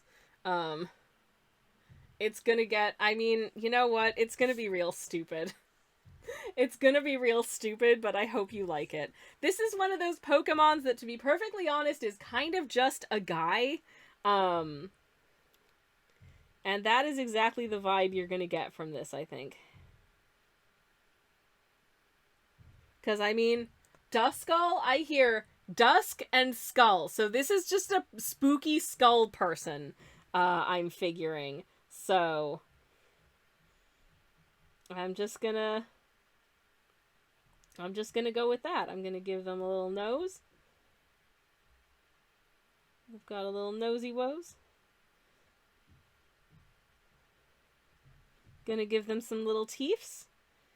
I'm gonna give them some happy little eyes. Oh, would you look at that? But they're spooky and edgy, so I'm giving them those little eyebrows. Oh!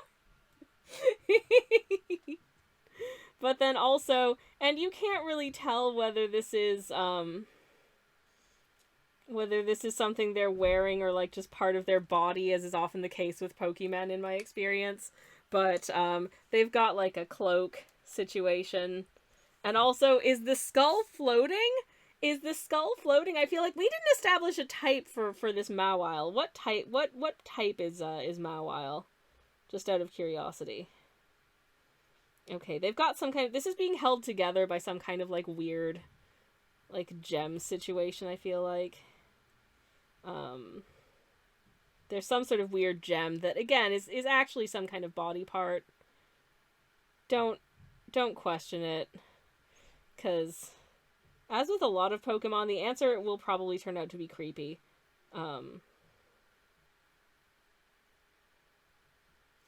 Because, you know, why not?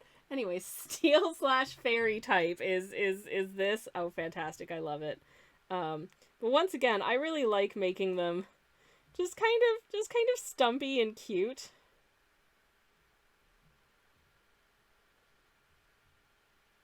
So I'm just going to make them kind of stumpy and cute. They are literally just a somewhat tattered cloak and a skull.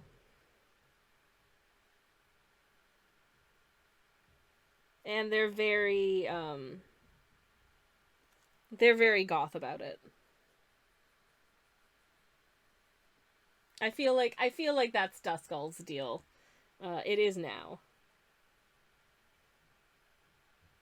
What type are they? Normal. This is just a normal type. I don't know. Is this cute enough? I also don't know that, but hey. And it's all going to be in sort of like shades of like gray and maybe a sort of purplish gray, but all sort of gray and that kind of thing.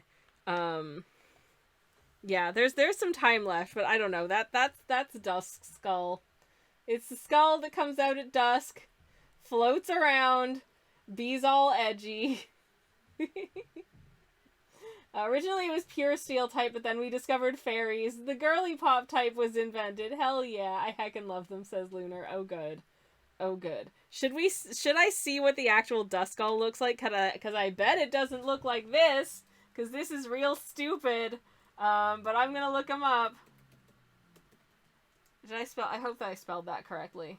Duskull. Oh! Okay, I'm not too far off on the vibe, but definitely the execution is very different. I see why you like this. It's very cute.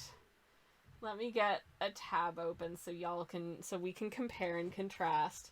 Yours is baby. Shush. They are baby. They are absolutely baby. Their power is cry and run away. You're like so accurate on so many points, says Lunar. We'll soon find out. This is Duskull in big quotes. Duskull is this guy. And this is the actual Duskull. Oh, I mean, I got the skull part right, and they do look kind of floaty, so I feel good about that.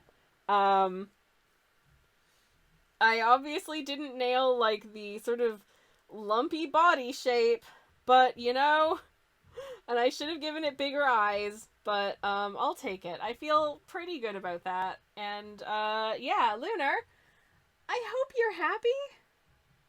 I hope you're happy. That's terrible drawing time. I hope you're happy. Alright. Is it time to do... Well, it's time to change the paint water and then do yellow. I think before I yellow, I'm going to do a quick BRB. Thanks, says Luna. You're very welcome. That was fun. Before I do yellow, I think I'm going to do a quick BRB.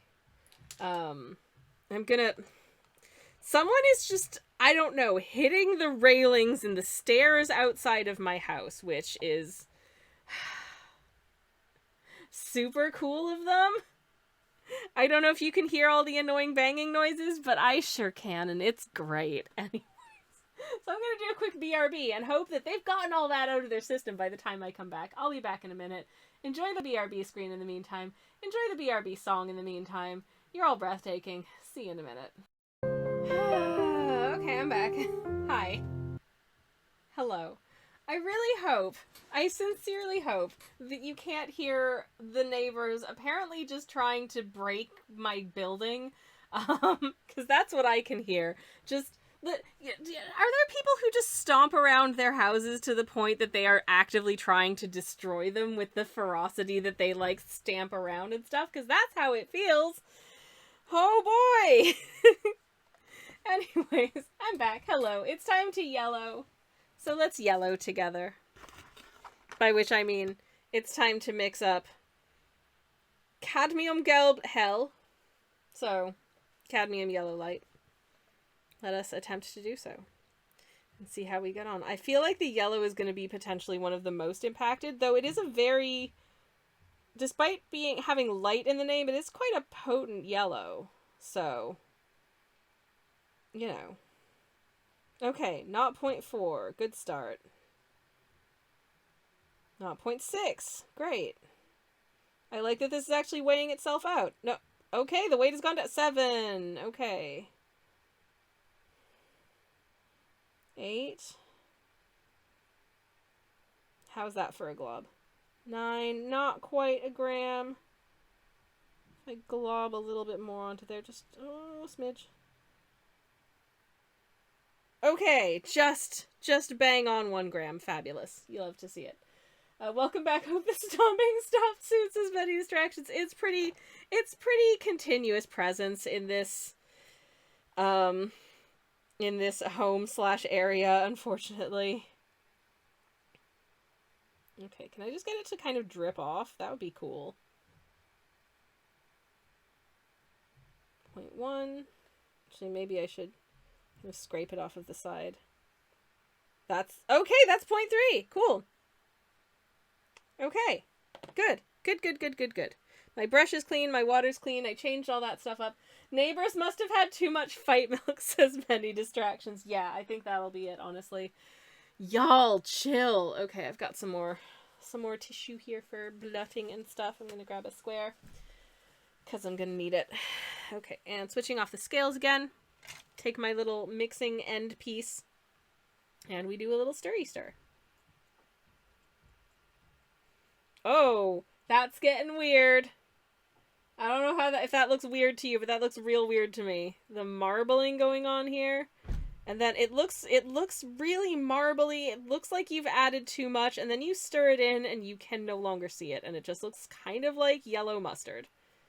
That's crazy.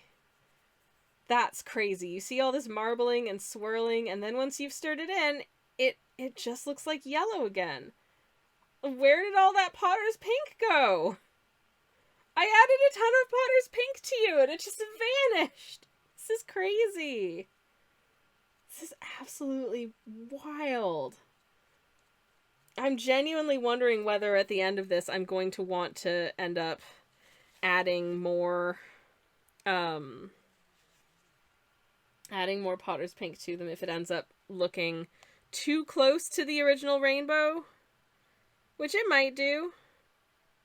And if it does, then we'll just have to adjust. But let's see how this yellow has worked. I'm going to pop that to one side. That was nice and easy to actually just mix up on the scale, which I appreciate. I don't want to have to make another one of these swatch cards, but never mind. Oh, I forgot to pre-wet it. I'll have to use a different brush to pre-wet it. Because I've been pre-wetting them to see if they granulate at all, which they haven't been. This one is they're definitely granulating ever so slightly more than the original versions of them, which were very not granulating cut. That does feel like a different yellow, like demonstrably to me. Like, it's kind of got more of an ochre vibe to it. Like, this one the orange feels peachier. The red feels a little bit warmer.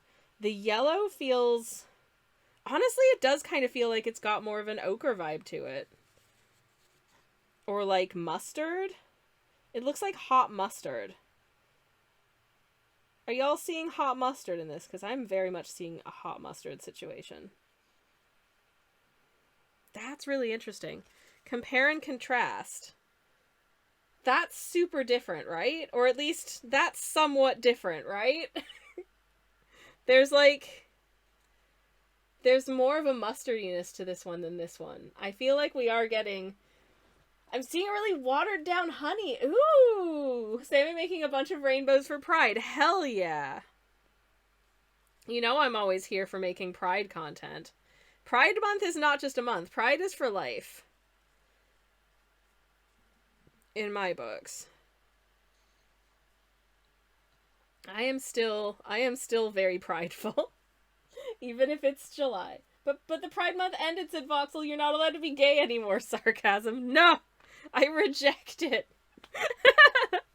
Okay. I'm definitely... Ooh, actually, you can see a little bit in this one. You can see a little bit of, like, color separating happening in sort of, like, the wet wash as well. Like, you can see a bit of sort of the Potter's pink separating out from the chromium orange, which is also very cool. Ooh! I'm still not sure if I might want to end up adding more to this, or if it's just going to be a very, very subtle palette. Because right now it's looking very subtle. Which may be okay. It may be okay. Okay, we switch back on because it's time to Helio Green. Hell yeah. Alright, I'm gonna move out of the way some of the ones that we've already done. I'm gonna try and close this red, even though, oh, the red is so squishy. It does not want to close. It's so gross. I don't like using tubes. They're so messy. They're just, I don't know. That's why I'm putting these into pans, so that they will dry down into nice dry watercolor paints that I can just re-wet when I'm ready to paint with them. I feel like that makes me happier. That works for me. Okay. Just gonna make sure there isn't any rogue yellow hanging out on here. Just give it a little rinsey-do. Okay, cool. This is literally just the end of my masking fluid brush, which I'm using to do this because it's, I just think it's a really good shaped end for actually using as a tool in and of itself for something like stirring things up and stuff. It's fabulous. So that's why we're doing that. Okay, so Helio Green. Now this green, when I put it down, I was like, oh, this green is really transparent, but actually it dried down to a nice, very, quite bright green, actually. So this should be interesting. I suspect it will kind of go brownish when we mix it together. Okay. Oh, it's so, the actual, like, paint itself is real heckin' pretty. But it looks so dark. I'll be interested to see whether the pink does anything to it. I mean, I think the pink will impact how the color looks, especially because it's so transparent. But come on, 1 gram. All right, we got there. Hell yeah. I feel like it's getting easier to measure these out. It's not okay. The scale switched itself off, which is fabulous. But hopefully it still works. It didn't say the battery was low. Okay, cool. So, teared that out. That's a gram of paint. Good. Okay.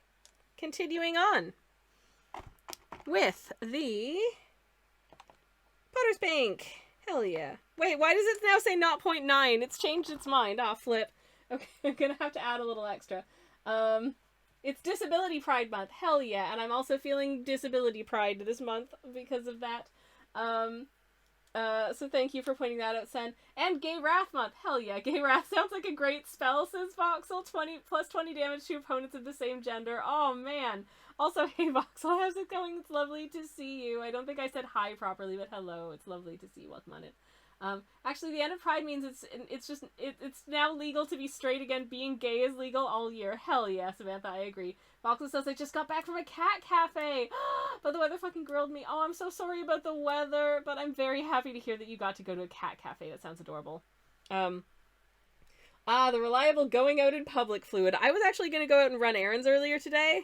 And since we have to run errands also tomorrow, we decided to roll the 2 errand runs together into one because it was raining today, and forget that. Okay, it is so close to being a gram. Come on, be a gram, be a gram. Why aren't you a gram?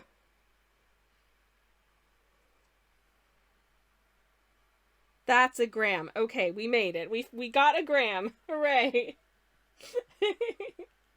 Nap time, says Indigo. Oh, have a fantastic nap. Enjoy your sleepy time. Have a good lumber. Hope you get some rest and feel better. Okay, and in goes 1.2. Okay, not too much left then.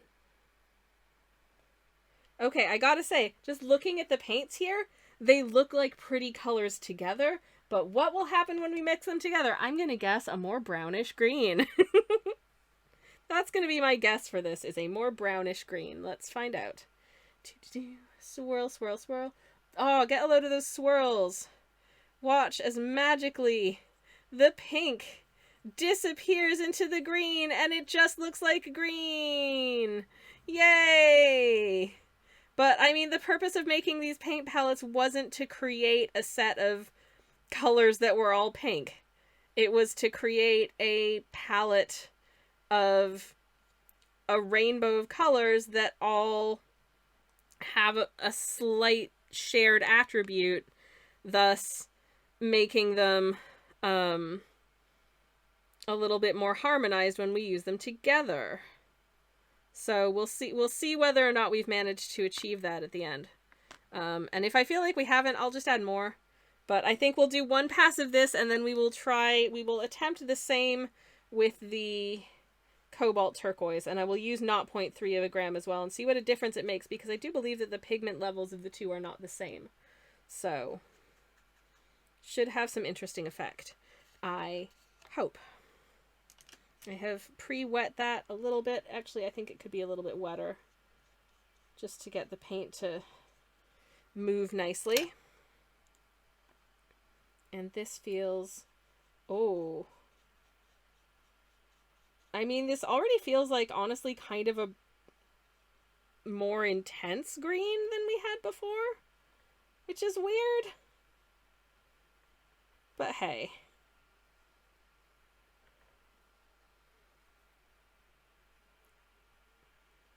Maybe that, I think, if I remember correctly, the helio green kind of came out of the tube with a lot of binder at the end of it. Like, sometimes I find at the very end of a tube, when you use tubes, that you'll just get a little bit of a section with a sort of slightly undermixed binder, which does not a super helpful effect make. I've just wet this down a little bit extra to try and get it to kind of move around, maybe granulate a smidge, if it wants to granulate at all. Let's see what we get. I'm really seeing some interesting color happening in the yellow. You can really see how the Potter's Pink has kind of modified it, which is quite neat, I think. Not seeing a ton of it in the green. The green definitely looks a little bit darker, but I am wondering if I'm going to want to add a little bit more of the pink. I think the pink is not the most pigmented of colors, but like this green, if we compare and contrast these two greens, like, dang. There's definitely a difference happening between this and this, but I feel like it's quite subtle. I don't know if I'm going to want to, add more when we get to it. I guess we'll do all of them, and I'll do the turquoise, and then I'll try and decide for myself whether or not it needs something else, because I just don't know. Okay. We have our next one for I'm going to clean my brush real good. Give it a good wipey down. Maybe not dump all of that paint into my paint water, so my paint water is a little bit more viable for the next set of colors. Many distractions. My brain keeps reading that as kobold turquoise. Ooh. I don't know. Is there like a specific color that kobolds tend to be? I'm not sure. I don't know. My theater of the mind is actually bad at reading colors, believe it or not. And I've only ever met kobolds over like Discord calls in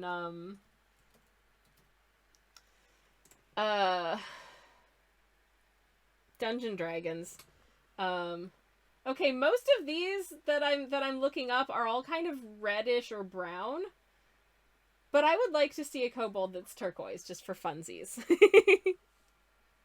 just for a good time, you know. Why can't a kobold? A kobold can be a turquoise if they want to be, I reckon.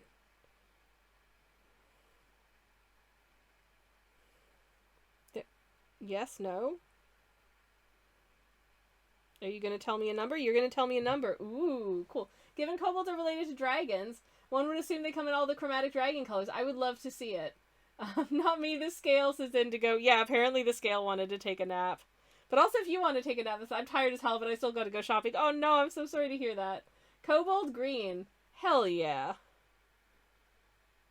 Maybe we should start calling it because this is Cobalt Blue Deep, so there you go.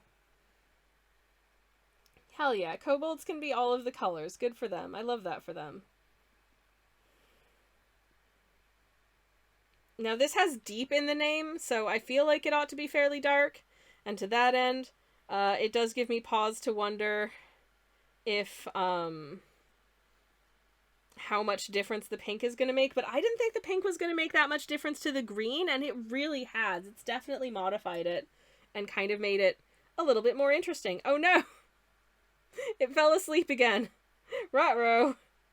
Okay. Welp. Actually, I can get the weight back if I do that. Tear it out. Tear. Put that back. We're back on 0.9. Damn it, where did that 0.1 of a gram go? We have lost a tiny bit of a gram. Okay, I'm just gonna, you know what, I'm gonna call that good. Because we were at a gram before, so 1.1, 1.2, 1.4. Ah, feathers. That's too much. Oh no. Now this is 1.5. Oh, feathers. That's too much. Can I? That's as much as I can safely scrape out. So that was about between 1.3 and 1.4. I think Scaly just got a little bit confused, but I think we should be okay with that. Trying to be scientific here, my scale is mad at me. And listen, I get it. I know I'm doing weird stuff here today, but just chill. Okay, and now we stir it up. We stirry. We enjoy those. The swirls went away real fast this time, and it kind of just went from, okay, so it went pink to brown to a slightly more. Ooh, I'm seeing a demonstrable difference in this color. Just like the color in here compared to what it was just a second ago. Like, that does look quite different. Oh, that's lovely. That's a lovely blue. If this is what the blue looks like, this is a lovely blue. Ooh, I like it. Okay. But let's test it out on our paper and see if it holds up to the swatching down test.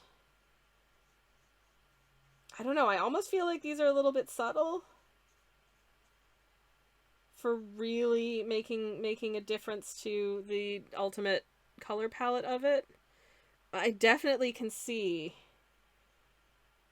a different. Oh my goodness, that is actually genuinely quite different. There's a little bit more sort of on the end of that brush I'm gonna pick up so y'all can see how much warmer this blue is compared to before. It is definitely a warmer blue. It's still quite transparent. But it's a very different color. Oh my goodness. I feel like I could get a little bit more extreme with the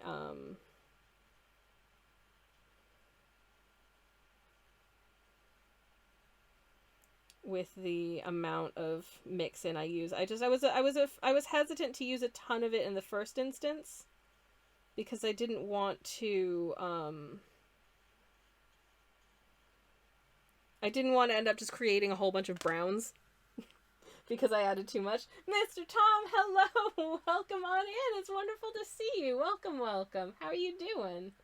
Hello. Hope you're having a good one. We're just doing weird paint science. Indigo says I love science. You know what? I'm having a pretty good time with science too. This is our colors so far. Indigo's doing groceries. Have a lovely time doing groceries. Thank you so much for hanging out. I hope you have a good one. Yeah, there is definitely a demonstrable difference in all of these colors. So definitely not 0.3 of a gram to 1 gram of base color. It's definitely having an effect. I think the most The biggest effects that I can see, I would say, are probably on this end. Like, there is a depth to the green that the original Helio Green did not have. The Cobalt Blue Deep is much warmer than the original, and there is like a honey mustard quality to the Cadmium Yellow that it did not have before. This is super fun. Mr. Tom says, hi, hoi, hoi, hoi.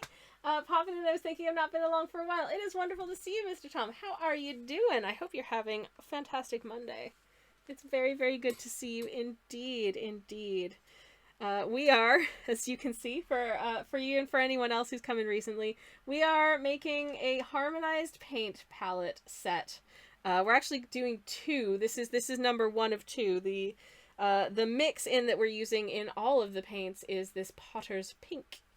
And then we'll do a second rainbow doing the same thing with this base set of colors here, but mixing in the Cobalt Turquoise. So this is what we're mixing in right now to all of the colors. And then we'll do another rainbow, but with the Cobalt Turquoise as a mix-in. So far, it's really fun. The results have been hard to predict in a fun way. And I'm having a really good time doing it. I'm getting through so much tissue paper, having to, like, clean up after every instance. Because it's a lot. I'm also now hearing Cobalt Turquoise instead of Cobalt Turquoise, and you know what? I am so here for that. I am massively here for that, because that's adorable. Okay. Once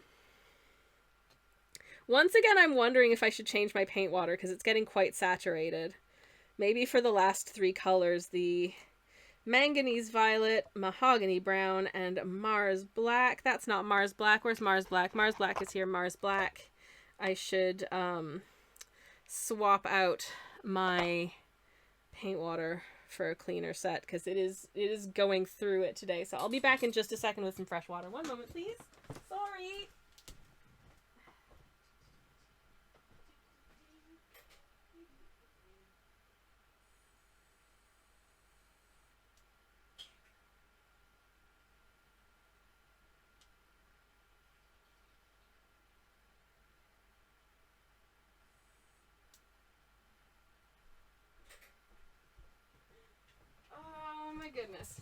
Oh my goodness, y'all. My brush is really being put through its paces today. The number of times I've had to clean it out. But Mars is Red, says Indigo. I don't actually know where the name Mars Black comes from. I assume it relates to potentially what the pigment is made of. Is it made of Martian stuff? I don't know. Anyways, okay, so a new palette. Pan. We tear it out, and oh no, this one's squished and gooshed and made such a mess everywhere. I'm wondering if I can kind of try and scrape some of this off into the pan, because it's so messy. Oh no, it's so gross. This, again, is why I don't like using tubes. Tubes are messy as heck. It's all up on the inside of the lid. Ugh. I just, as a painter, I am a painter who's very rather mess averse. So when my paints want to be messy, I'm not a happy camper about it. But let's squeeze some in, see how much is. Oh, that's already not 0.5. Okay. Got to be slow and careful, because we need exactly 1 gram of paint.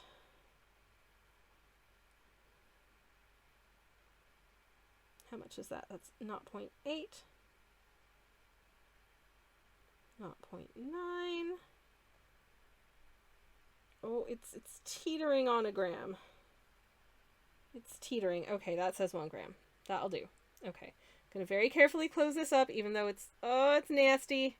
And my worry is that all that paint that's stuck on the inside of the lid is gonna, like, dry and get all gross and be all bad. Can I just scoop that up? Because this was very scant grams, so I'm just going to get that little extra glob in there. Okay, that's fine.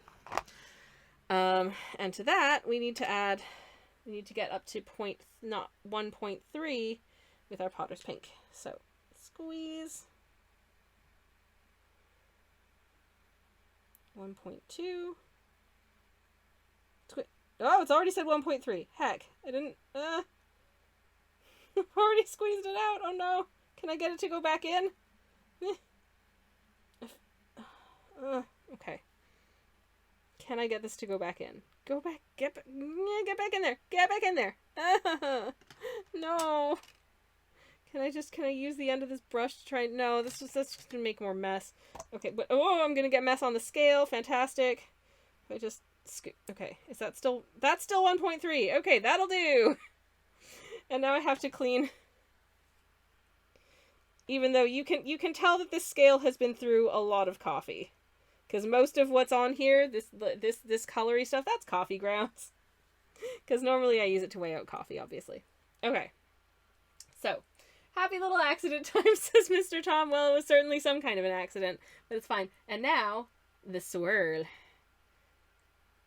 see, how do we go? Ooh, it's a subtle swirl because these two are much closer to each other on the color wheel. But it's definitely modulating it in some way. I have no idea how much the Potter's Pink is going to change the... I'm so sorry for the shaky cam. I have no idea how much the Potter's Pink is going to change the Manganese Violet. I do not. I feel like it's almost the exact same color as the handle of my brush, but opaque, which is fun and quite amusing, actually. I'm going to try and squish this out onto the palette / paintbrush here. I'm literally just scraping it off with my brush, and I'm going to get my palette ready, my little swatchy page, to pop this color down. Now I've got 2 extra squares here for nothing because I've only got 8 colors and I've got 10 spaces, but I just ended up using the same sort of size template for all of them just to make things a little bit easier on myself. And oh, this is putting down really interestingly. Really, really interestingly. It's definitely a different violet. So once again, I feel like I'm just stating the obvious here that like, oh, the color that I added a different color to is different now. But listen, I wasn't sure if I was going to have that much. The red didn't seem like a big obvious difference, so I wasn't sure how different the other ones were going to end up looking, but actually that's definitely a warmer purple. It's a warmer, slightly browner purple than we started with, so that's cool. I'm really interested to see how the mahogany brown turns out, because mahogany brown is already a really interesting looking color. So let's do that one, and then the black, and then that's it for this. That's it for this set, and we can start the next one. Yay! Anyways, damn, I've just seen the time. We may only have time to do one of these today. Oh no! Oh beans. Never mind. We'll keep on keeping on for as long as we can. I do have to at some point go cook soup for dinner, but never mind. Maybe the color comes from crushed up Martian chitin. Oh no. Poor little Martians. Don't let's crush them. Unless they're into that. Anyways. But no. Okay. Mahogany brown.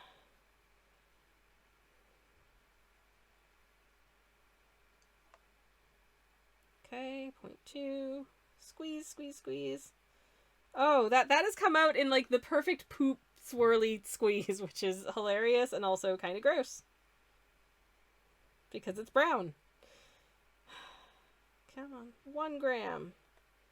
1 gram! Yay! 1 gram? 1 gram. It has settled on a 1 gram. Great. Good. Fantastic. You love to see it. Okie dokie.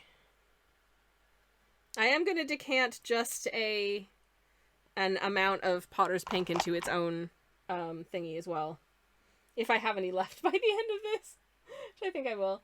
How did that one thing you turn out that you cooked, asks Indigo. I don't remember which one it was. I've cooked many things. I don't know, but I can tell you everything I've cooked in the last week or so has been delicious. So, it was delicious. Conclusion? It was delicious. Alright. And we super handily, easily hit the target 1.3 of a gram there. Okay, it just shot up to 1.4, but it was on the cusp, so I'll allow it. I'm gonna clean this off so we don't get any rogue purple into our brown mix. Just look at this, like, clown paper. That's what... It was something... okonomiyaki! Yes! Japanese cabbage pancake. It was absolutely delicious. Thank you for asking. This paint is really thick. That's one of the things. I think in part because different paints use different pigments. Some of them have felt runnier than others. Maybe that's why some of them are a bit gooshier coming out of the... Want to, like, squeeze out of the tube more than others because some of them are just thicker than others. Ooh, this color... Again, we've got some interesting color morphing happening as we stir this all up, which is so fun. Very, very fun. Also, this color is super pretty. I have a sneaking suspicion this swatch is going to be super pretty. This looks like bright red on camera for me for some reason, but it is a rich brown. So that's interesting as well. All right, so here's how the manganese violets... No, I don't... No, switch back off, please. Switch off. The manganese violet is turning out really interestingly. It almost as it's drying down, it's starting to look a little bit less, like, different, which I'm slightly surprised by. But never mind. I'm really surprised by how much the cobalt blue changed. Because it was such a vibrant blue, I thought that it would just eat the pink pigment and we wouldn't really see that much of a change. But no. That's really just gone wild, which is crazy and great and extremely fun for me. This paint is really thick and sticky. I want to say this pigment feels sticky to me.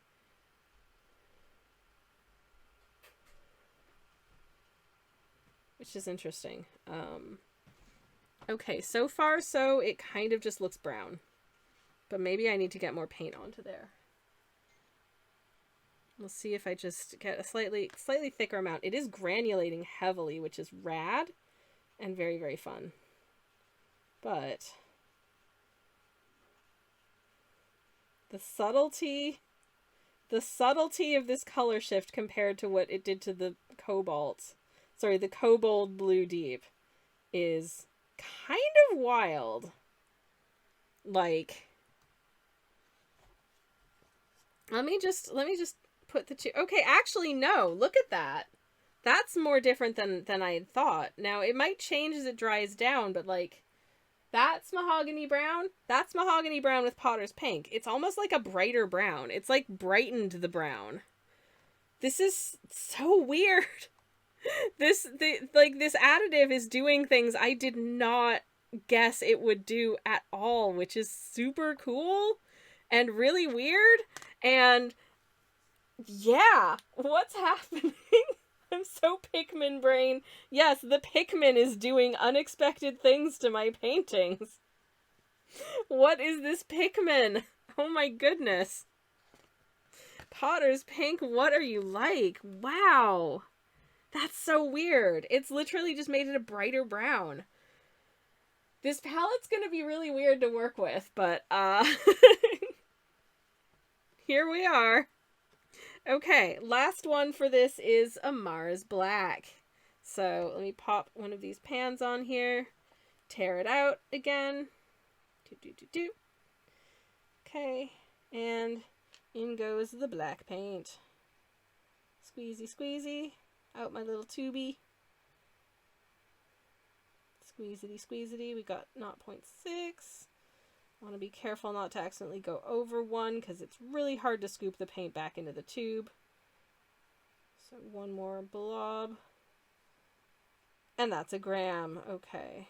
Is it going to go over if I just... Yeah, that's fine. Okay, cool. I've never played a Pikmin game. I wonder... Is it something I would enjoy? I wonder. I genuinely don't know. I honestly have not the foggiest. Maybe someday I'll find out. It's on the Nintendo. Am I thinking correctly that it's on the Nintendo? I don't remember. Okay, how's that? That's still that's 1.2, okay. 1.3, okay, perfect, good. Easy. I like that it's gotten easier to mix these as we go, like it's not taking as long to do each one. That's really satisfying to me. Very, very satisfying indeed. Okay. Thank you all for joining me on this stupid adventure of color blending and stuff. I feel like we learned that Potter's pink is a very subtle pigment. All of them have arrived on the Switch. Yay! Okay, and now it's time for the swirly. Let's go. We go from black to light black. I will genuinely, sorry for the shaky cam, I will genuinely be surprised if this really creates that much of a change. Because it's black. And black has a tendency to kind of eat all the other colors that you add to it, so, we'll see, we'll see. Okay, but it definitely looks like a somewhat browner black. Aw, pretzels, old-timey mid-Atlantic accent for the next 5 minutes. Well, let me try my best, many distractions, and thank you very much for the redeem.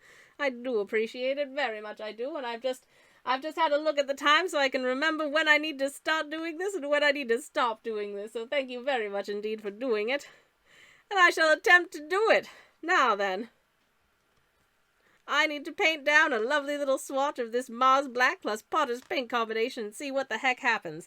As you can see, I never went to any sort of newfangled art schoolage situation. I just do all this myself, and I'm just honestly just sort of dooting around and trying my very best, and it goes... Well, it goes about as much as you'd expect, given that fact, but never mind. All one can do is one's best. And whatever one's best looks like on any given day, that's good enough. And if you think it's not good enough, well, you can just go get in the bin, because you're being an absolute poop. Now then.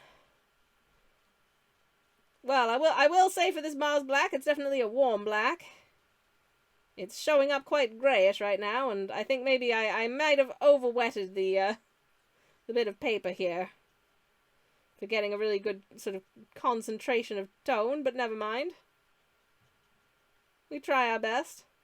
We do what we can, and we see what happens. It's very granular, as you can see all these little cells and shapes and stuff forming. That's because the paint is quite heavily granulating, which is very fun as well.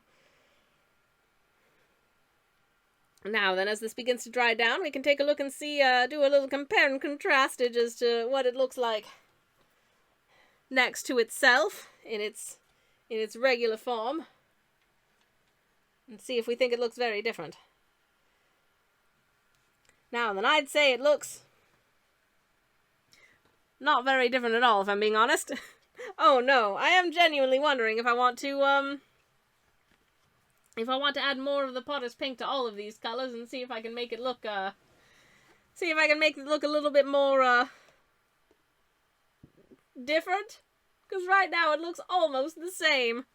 Oh dear, I did think I saw some definite difference in the top row, but the bottom row is looking very, very similar as it dries down, and I think I could get it to do slightly more interesting things if I just stir in a little bit more. So you know what? I'm just gonna stir in a little bit extra in all of them and see if that makes a difference. Oh no. Oh no. Oh jeez. Oh pretzels. Well, let's try our best, shall we?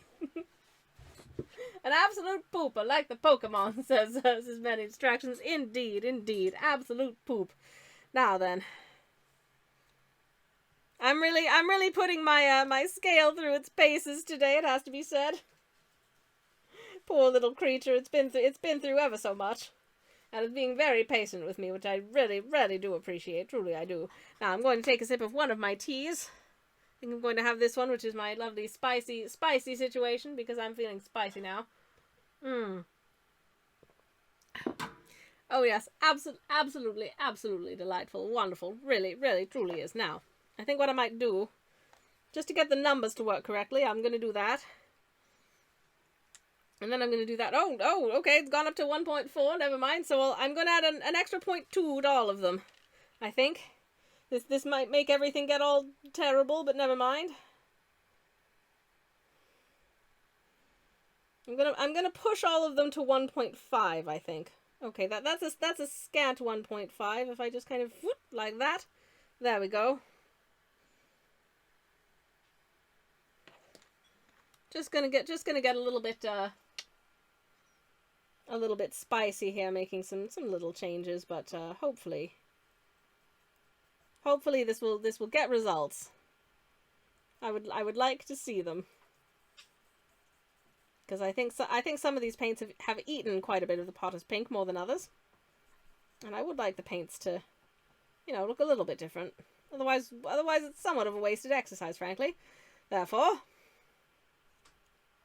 I'm gonna try. Anyways, right. What shall I just keep on doing them until I run out? Maybe I should. Back from groceries, I'm really feeling the eepy, says Indigo. Well, by all means, if you're able to do a nap or whatever, you most certainly can do that. I wholeheartedly approve of the taking of the naps if one needs to do so. I think it's good for one's well-being. Okay, we switch on again. Hello. Right. Hello. And we squish until it's 1.5. Oh, it's gone down to 1.2. This scale is very indecisive.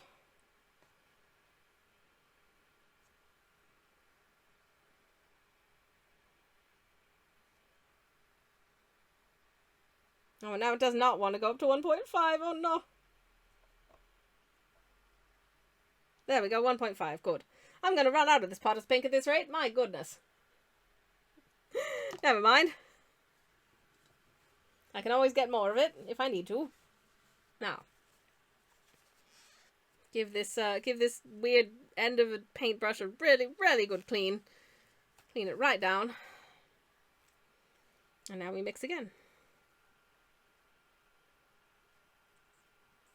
This is really turning it into brown, I think. Much brownier orange than when we began, but that was kind of my aim in the whole exercise, so never mind. I think we're doing quite an interesting thing here. Good.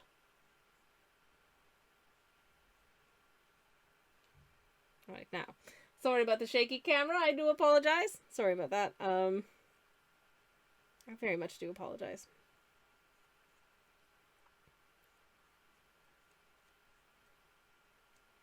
Okay.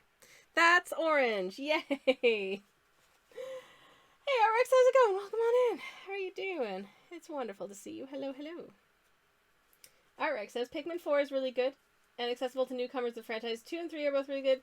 Pikmin 1 is a brutalist challenge. Oh boy. Not in the moment to moment, but in the overarching goals. Do not play 1 as your first Pikmin game. Oh my god. Okay. Wow. That sounds like some kind of indictment. I dig it. So these are our paints so far. Our reformulated painty doos.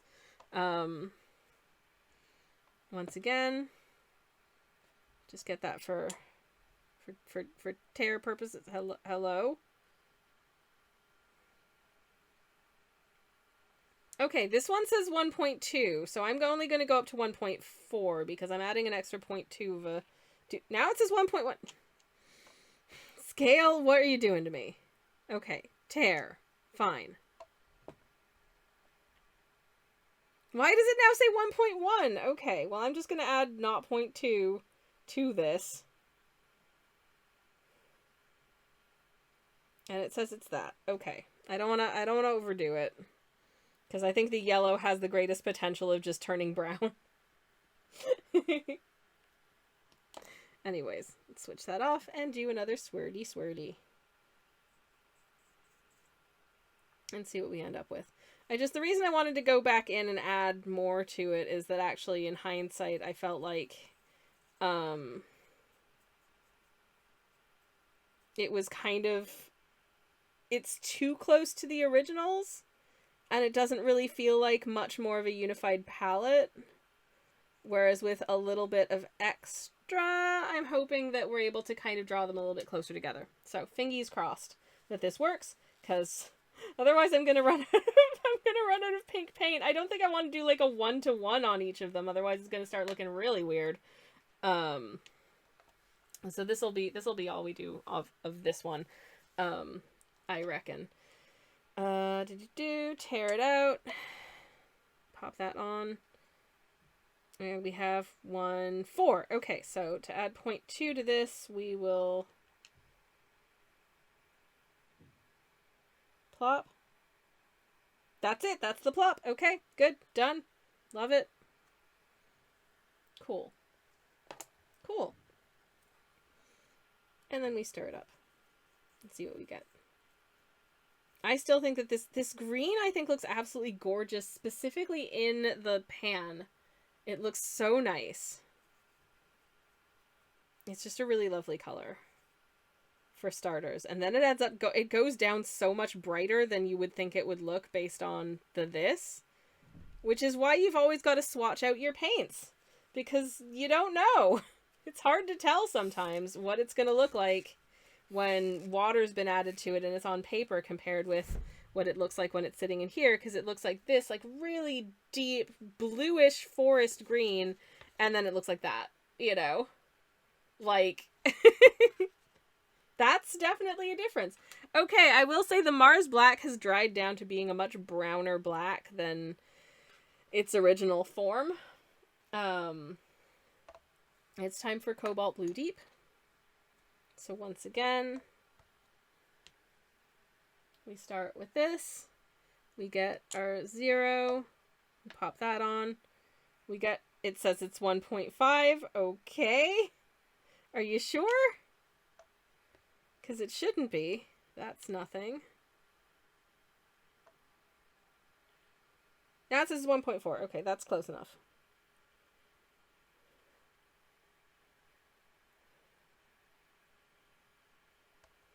Okay. Cool. I've added my pink. And now we stir up. I think one of the things that was kind of difficult to reckon with this was that because paints are made out of all different pigments, different pigments have different weights. Like this cobalt blue might have a different weight to, say, the cadmium red, which might have a different weight to the mahogany brown. Which is why we're weighing everything out and not just using like milliliters. Though, to be honest, I think using milliliters would be even more awkward. I don't know how I would do this with milliliters. That blue looks so different. It just looks so different to what we started with. It's deeper and more of a purpley blue. It's really gorgeous. I think all of these colors are going to be gorgeous, if I'm honest. But I think also adding that extra 0.2 of a gram is making a big difference. Actually. I wonder if purple pigment or rock pigment are the heaviest. I don't know. I barely know this about pigments, let alone pigments. Okay, this is already giving 1.5. This scale is not being mega precise to me. Because we measured it out to 1.3, and now it's giving 1.5. So. And I'm bumping that up to 1.7. 1.8! Ah, damn it, okay. I know I have added 0.5 of a gram to all of these 1 grams. I feel like this is just, I know that Potter's Pink is quite a lightly pigmented paint. Like, it's not the most intense of colors, which is kind of why I picked it. I wanted to see what a fairly subtle Pikmin would do. And so that's what we're learning here today. There we go. Okay. And I'm going to clean that down again. And then probably when I'm finished doing these mixes, I'm probably going to call it there. I wanted to do both colors, but it turns out this takes a lot longer than I thought it would. Oh no. Okay, where's my brown? There's my brown. No, I don't need my brown. I just need to add pink to the brown. Never mind. I'm getting discombobulated. You can tell it's time to end stream soon because I'm getting discombobulated, which is never a good thing. Like, I should have that on first. Tear it out. Tear. Tear. Okay, we're on 0. Good. It say? It says 1.3, just as it should. I think maybe some of the colors might be changing because also the moisture content in them is changing. Okay,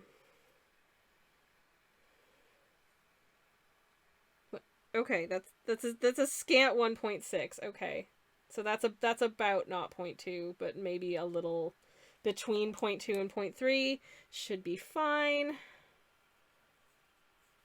I kind of wish we could get down below like 1/10 of a gram, but I do not have a scale that's that granular. Unlike this paint, which is quite a granulating pigment. So, anyways. I hope this is, I don't know, is this relaxing? Is this satisfying to anybody? Or is this just kind of annoying? I have no idea. I'm having a nice time doing it. It's messy, which I don't love, but hopefully we'll get some cool results out of it, and that's kind of the most important thing for me. Okay, and the last one is our Mars Black. So, take a blank one. We tear that. And it's just about 1.4. Okie dokie. So, I squeeze. And I'd like to get it to just about 1.6. Yep, okay, that'll do. Squish. And close. Alright. And then we stir up. I'm gonna do, so I've already swatched all of them out on this card here, and they're looking not quite as, crazy as I'd hoped. So having remixed the colors now, I'm gonna do a very fast reevaluation, if I can, of all of them. Maybe just on my little, maybe just on the back of this, actually. Maybe I'll just do a very fast evaluation of them just on the back of this. This is just, the last color is just about dry here, so I think we can probably get away with it. Gonna clean that down so I have a nice clean end of my brush. And then, again, I've got just this, just clown tissue. It's just covered in every conceivable color. It looks like a clown blew its nose. Why would I say something like that? Why is that something that I think is acceptable to say? I don't know. What is wrong with me? That is a question that I wish I could answer. Okie dokie. So I'm going to bring back all of my colors real quick. And then I'm going to, when we're all done with all of these, I'm going to let everything dry down into nice dry paints. And then I'm going to use them as paints. And hopefully this ratio will be a good let's have a little look-see, if I may. So I'm just gonna pop some paint water down there. And I think I'm gonna use a different brush for this. I'm just gonna pick up just a smaller amount this time of each of them, and just kind of, that was a small amount. Hot diggity heck. Okay. Just plop on down a little bit of each, and maybe actually just use my, just get as much paint onto the tissue so I'm not putting it into the paint water. I think is probably wise. Okay, and then we will do the same again with orange. Just dry this down a smidge. Pick up just some orange off of the edge of this, if I can. Like so. And then down she goes. Ooh. And you know what? In conclusion, it's neat.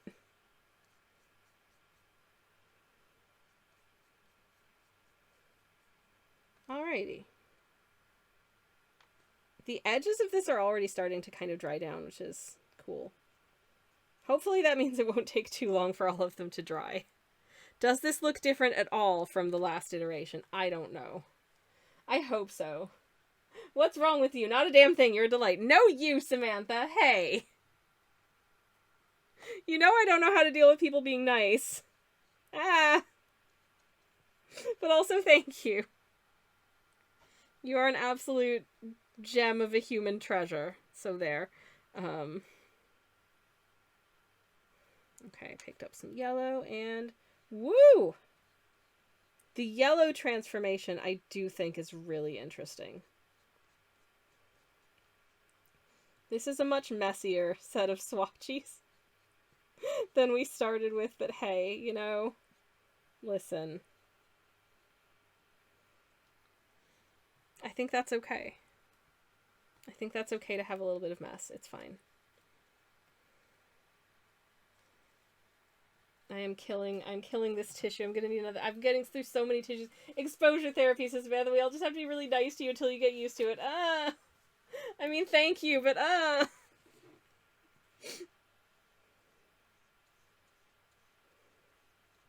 Okay, next is a green. Dry this down a little bit. Just pick up some of the edge here. And down goes Potter's Pink meets Helio Green. How is it looking? Did I not wet this area down enough? I think I maybe didn't. Let's just wet our brush a smidge. Okay, that's more like it.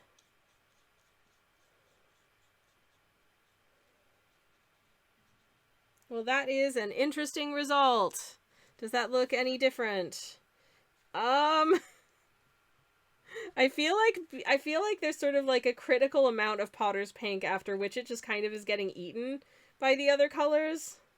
Just kind of crazy. But here we are. Never mind. Okay, it's time for Cobalt Blue. I feel like Cobalt Blue Deep is going to be one of the most different ones because it changed quite a bit with just like the smaller amount. Oh yeah, this is almost purple. Like, this is a very warm blue now. This looks amazing. It's so different from where we started. This was the original Cobalt Blue Deep. This is the new one. It's a totally different color. I love it. That's heckin' cool. That is absolutely heckin' cool. Okay. But also really goes to show that some of these colors really are affected more than others by having a mix in. So, uh-oh. That's not really something that they cover on the website. Will this eat other colors if you try and mix things together with it?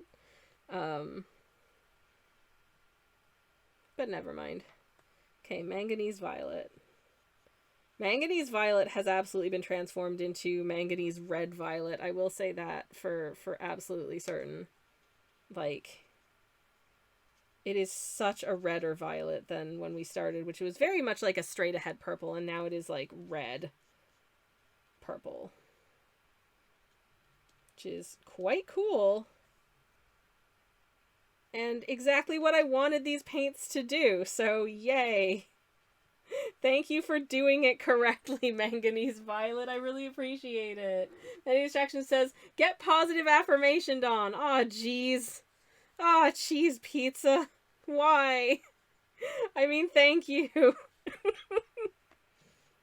Okay. And good old Mahogany Brown.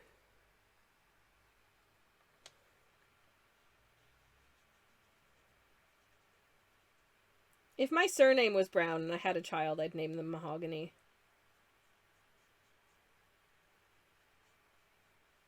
Because I'm just weird like that. They'd probably hate it.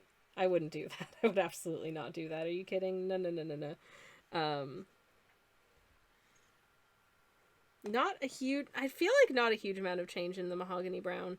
But it's still just a really nice color, so, like, I'm cool with that. And then the last one is our goth friend, Mars Black. Wet, wet, wet, wet. Just pick up a little bit off of the edge there, and down she goes. Woo! It's definitely a somewhat warmer black. That's kind of it. I mean, I think you're seeing the difference more as it like dries down, and you can kind of see where the bits of pink are kind of poking out here and there in some of them. Like the most dramatic change, I would say, of all of them.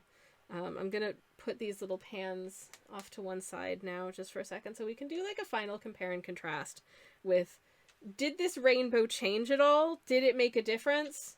Did we learn something here? I feel like I learned that Potter's Pink isn't a super strong pigment, and if you're gonna do this, you need to use more of it than you think. Because just looking at the difference between these, let's go with the top row first. It's muted out the hello. The picture is just no. Just in time for the final reveal, it did a break the stream. Thank you very much for that. I appreciate it. Let's pop on the technical difficulties for a second, because don't worry, this is fixable. I just need to mess with a couple settings in the background. In the meantime, what's everybody up to this week? Are you having exciting weeks coming up? I hope so. Hope you have a nice time. And yeah, I hope you've had a nice Monday so far. I'm just rebooting the camera. Ultimate moment killer, right? Like, what the heck, buddy? What are you doing? Super not cool. Initializing video device. Here we go. Okay, let me get the camera app back up and running here. Why is it connecting up with Wi-Fi? I don't want you to do that. You literally have got the USB plugged in. Let me re-plug in the USB. Does that make a difference? It does not. If it connects by Wi-Fi, it's a lot chuggier and doesn't work as well, so I would really rather use the USB, which is plugged into it. Okay. So it should now be working. Yay, there we are. Okay, so this is our new one. This is our old one. How do we feel about the difference between these colors? I think there's definitely sort of like a muting down of the red, orange, yellow. I feel like the green is a little bit more obvious. It's like darker and deeper and not quite as straight ahead bright. I think they're all not as bright, which is cool. But then when we get down into the blue, is crazy how different it is. And then looking at these other three, the violet is definitely a warmer violet. The brown, honestly not that different. The black is definitely, there's not a lot of pigmentation down there, but trust me, the black is a little bit of a warmer brownish black. But these two are, this one is crazy, this one is quite cool. These three are like subtly more muted, and this one is a warmer purple, and these are just kind of... So I think what we've learned is, as a mix in color, you need a butt ton of this to affect most of the other paints that you're using, and using the same ratio for each of them will yield very inconsistent results. That's what I'm learning. Anyways, orcs do say that green is best. I do really like the way this green turned out, by the way. I do think it's very, very pretty. Is this palette super useful to me? I don't know. I think I'm gonna use it because I have this entire... I've got 8 paints now that look like this. But, how useful will it be? I guess we'll find out. I guess we'll find out. But it's been very fun mixing this up and making this. So, I hope you enjoyed watching me do it. Indigo says, I slept like 3 hours because my brain likes to make sure I don't miss appointments by waking me up 4 hours early. Oh my god, isn't that a mood? It's like, you gotta be ready. It's like, I know, I have to be ready by getting enough sleep. And it's like, but no, you gotta be ready. It's like, come on, brain. I'm so sorry. I hope you're able to get some rest subsequently, because that sucks. Hello? Hello? Mel! Oh hell yeah, Molemony just subscribed. Mel, Paint thank mix you very enjoy. much for... Oh, sorry. So sorry I talked over Nicole. Mel, thank you so much for the sub. Thank you, thank you. I very much appreciate it. These are our paint mixes. Are they good? I don't know. But I tried my best. We tried to apply a very scientific approach to it, a very precise approach to it, and it's done some weird stuff. It's done things I didn't quite expect. It's done less than I expected. But I had fun doing it, and I'm looking forward to actually getting to use these in the wild. So, yay, awesome to see you, says Mel. You're just in time for the end, because I have to go make soup now. But yeah, we've had a fun time experimenting, just stirring things together and doing stuff. This is the second iteration of these, because I did one set, and I was like, this isn't different enough to this, because this is the first one. This is the second one. I felt like some of this isn't different enough. So I decided to add more. So it was differenter. And some of them are still just really subtle. Some of them just kind of don't seem like they want to change very much. Especially these three and like this one are very resistant to changing their selves. So I think that's kind of just the way it's gonna be, maybe. But what a pretty collection, says Sammy Ann. Oh, thank you. I do think I can definitely see the difference in all of the colors. And I think these are going to be useful for all kinds of stuff, honestly. I'll be interested to see what I can do with this set of colors. Some pigments are very strong, says Mel. Oh, hell yeah. I thought this was going to be a stronger color. Look how much it changed. Like, so different. This one, I was like, this looks kind of weak sauce. It doesn't look that different.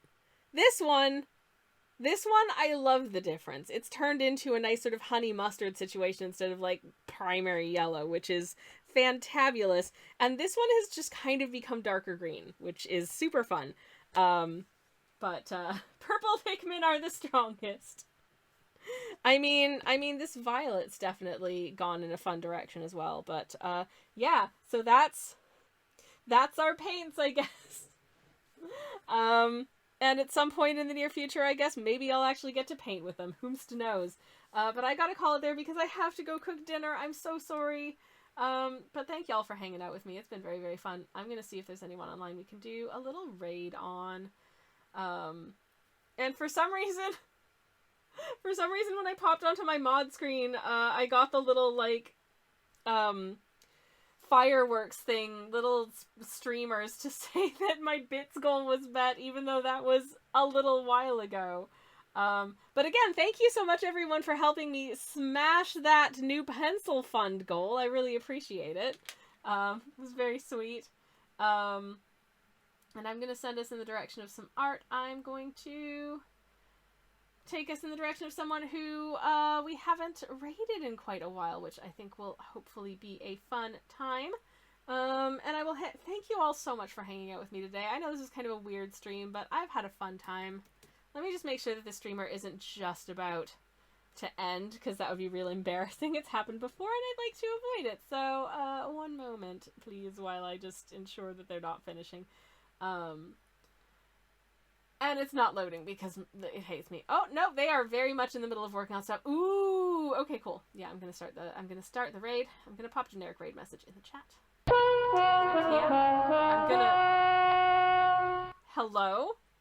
Felipe Leinart, thank you so much for the follow. Welcome in, Felipe. How are you doing? I'm so sorry we are just about to end, but thank you very much for the follow. Hope to see you again soon.